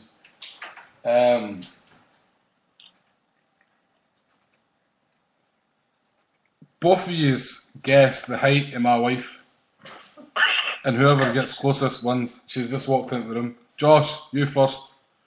5'6". 5'6". Rev. I go 5'7". What are you? 4'11". Josh, you're the winner, son. I'm married to a fucking midget. Right, so happy days, Josh, man. You're the winner. I have your email address anyway, so I'll email you those PDFs, man. Just before we wrap up, Rev, by the way, that was... I'm not happy with your effort there about the We Love You Stokesy and all that. Like, that's... Graham, have a word with us. Go. Right? Graham would have got all that. The coach got it. I don't know what's going on. Listen, I'm getting a yellow card. there's one wee thing I was wanting, and this probably affects Paul and Josh more than yourself, Rev. And as someone we missed earlier, I had it a lot in my notes. This Thomas Cook, what's going on here, man? 299 quid to go to Sweden for not even an overnight, come back, right? And it's not even 299 quid because if you look in the small print, ticket price is still to be added to that. Even though it says ticket included, it says the ticket price is still not known at this time and will be added to the total. So you're talking 299 quid plus ticket. So we're talking 330 quid for a day trip to Sweden, straight there and back. It's a lunchtime departure. Aye, and then you go to the game and you're ferried straight back, and it's me, Paul, me and you. That to me, if somebody gave me that for free, I'd probably rather go and pay Ryanair to here, there, and going to a European game for likes of me anyway. Personally, it's all about the trip. Mm-hmm. It's all about the day and a half or whatever to get there, and the day and a half to get back, or maybe not even gone for the flight and staying an extra 3 days and all that kind of nonsense. But that just flying in and out, and the prices. Celtic need to cop onto this, man. Fans are in this day and age, £299 plus ticket. That's just not on, man. What's going on? I mean, what you're doing there, and bearing in mind they're giving them all the tickets as well, is you're rewarding bank balances and no loyalty. And I think that it's I know people, and Jason's probably why he ran away, because he's for this kind of thing. I just think you're pricing that many fans out of the game by going to it, and I understand people might not have the time and all that, but as I was somebody like yourself, I used to go to all the European games. I just can't afford it anymore. No. I can't afford to pay justify £330 plus the 700 quid we'll spend on Bevy in the 4 hours we're there. All that kind of thing for one day. I just want Celtic to sell me the ticket. Aye, and I'll find my own way getting there without having to tell them exactly every single thing I'm doing, the hotel I'm staying. And I know maybe this is a thing that's came out of hooliganism, and I don't even know if it is really that. I'm just surmising, right?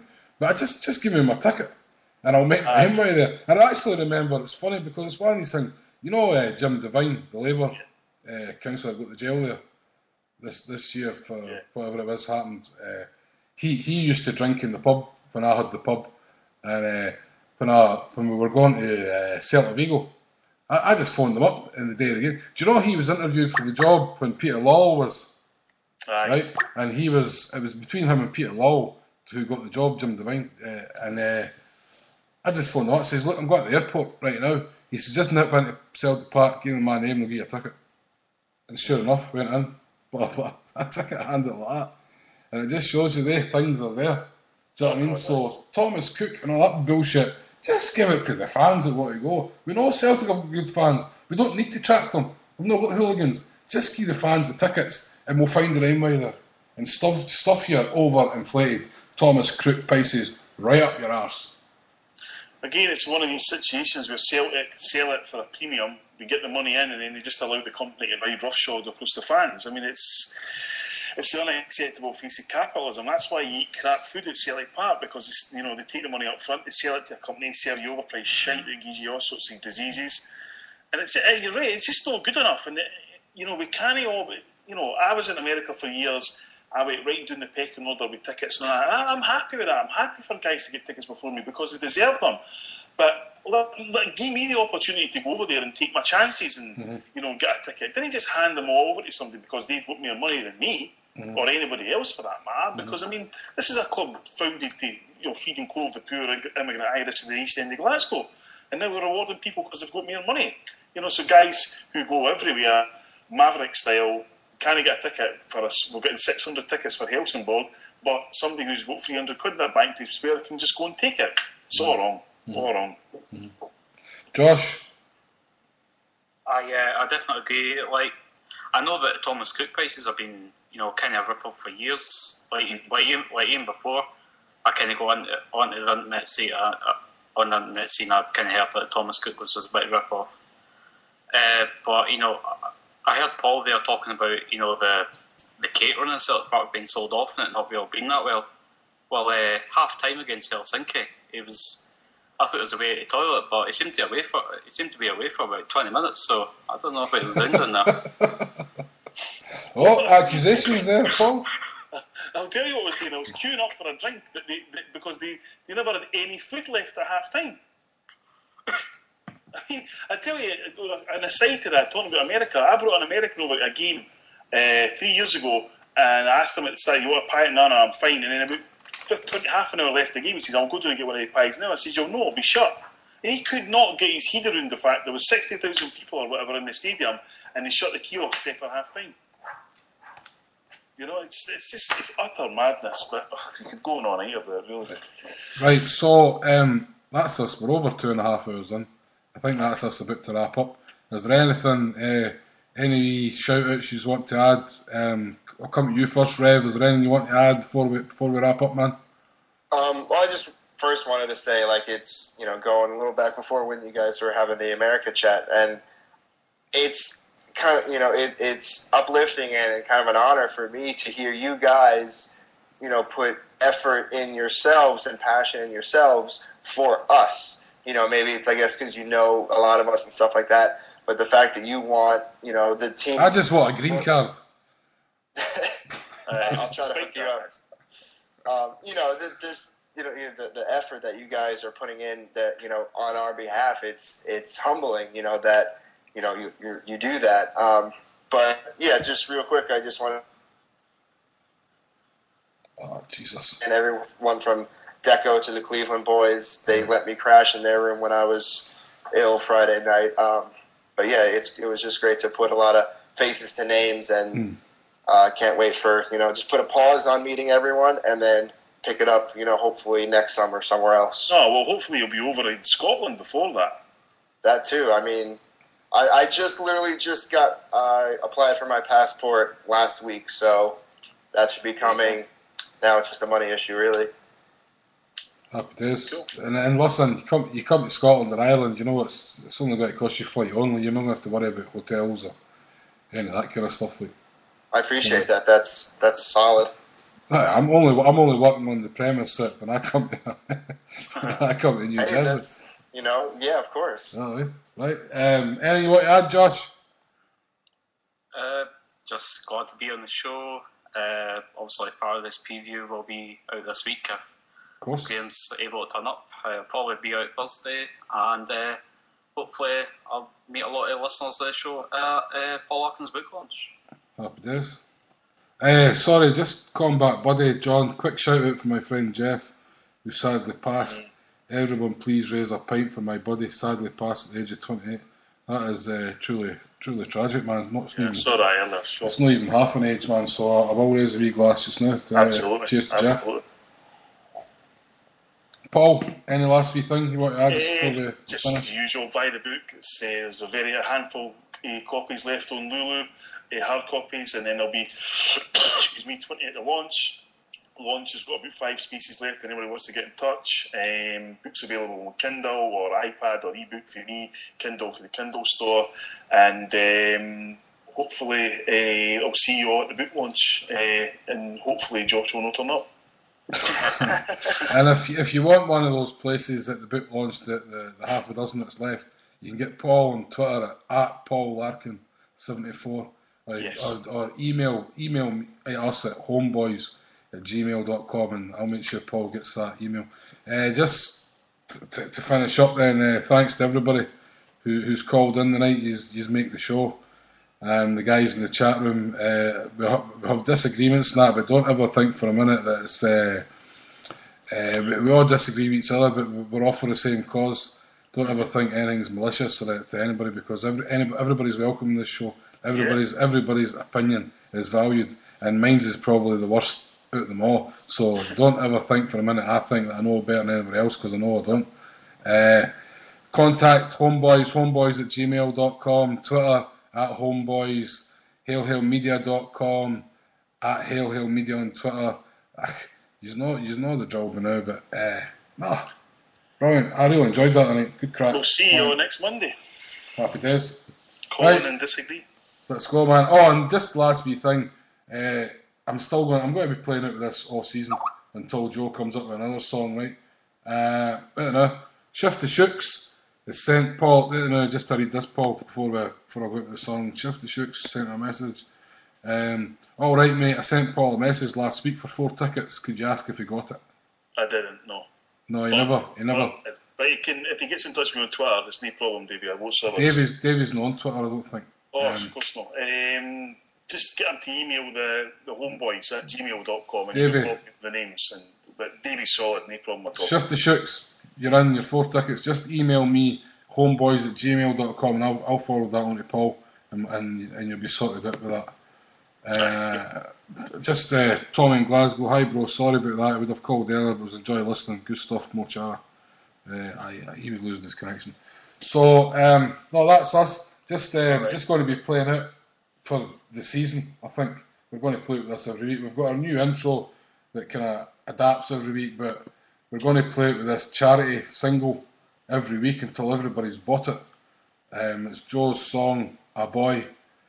All the money for this, if you go to iTunes, search for Joe McKenna, and there's 2 Joe McKennas. One's an old Irish flute or penny whistle player or something like that. But you'll find Worldwide Tim Parade and A Boy. But just search A Boy on iTunes or Bandcamp. It's only 99p, something like that. I don't know.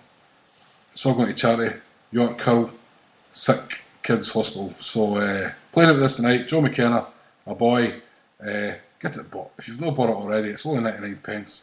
It means nothing to you, but it means a lot to the sick kids. That's about it. Cheers, guys. Hail, hail. Hail, hail. Hail, hail. Hail, hail. Hail, hail.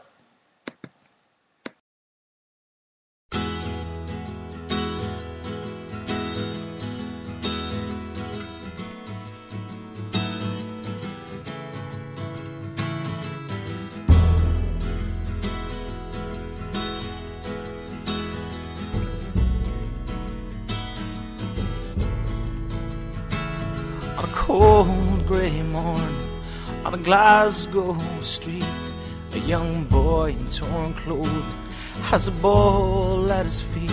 He shouts, "Daddy, I'll play for Celtic, I'm gonna be a superstar." He says, "Go out there and get it, son, show the jungle who you are." "Daddy, I'll be a striker, I'll be deadly round the box, I'll win the treble, conquer Europe, score the winner at Ibrox." He was a boy, and he'd always wanted to be a boy. He was a boy, and he'd always wanted to be a boy. He goes pushing through the turnstiles with the old man by his side. Hear stories of Brother Walford and the day John Thompson died, of Tully and of Johnson and of Caesar and Jock Stein, and being captain in the huddle would always be his childhood dream. But time had moved so quickly and his dreams are way back when, and the old man's seat sits empty. They say he died stopping at 10. He was a boy, he'd always wanted to be a boy. He was a boy, and he'd always wanted to be a boy. Now his own son stands beside him, and among the sea of green, he shows promise with the football, and he grows to live the dream. Come as granddad's anniversary. He's Captain Derby Day. He issues orders to the huddle, wearing the number of McStay. The crowd, they roar around him as the ball comes to his feet. He drops a shoulder like McCourt, and only the keeper now to beat. He runs to the old jungle, his finger pointing to the skies. He pumps his fist towards an old man, and there's tears in both their eyes. Now he's a boy, 'cause he'd always wanted to be a boy. He was a boy. He always wanted to be a boy, like Tommy Burns in the big road. He only wanted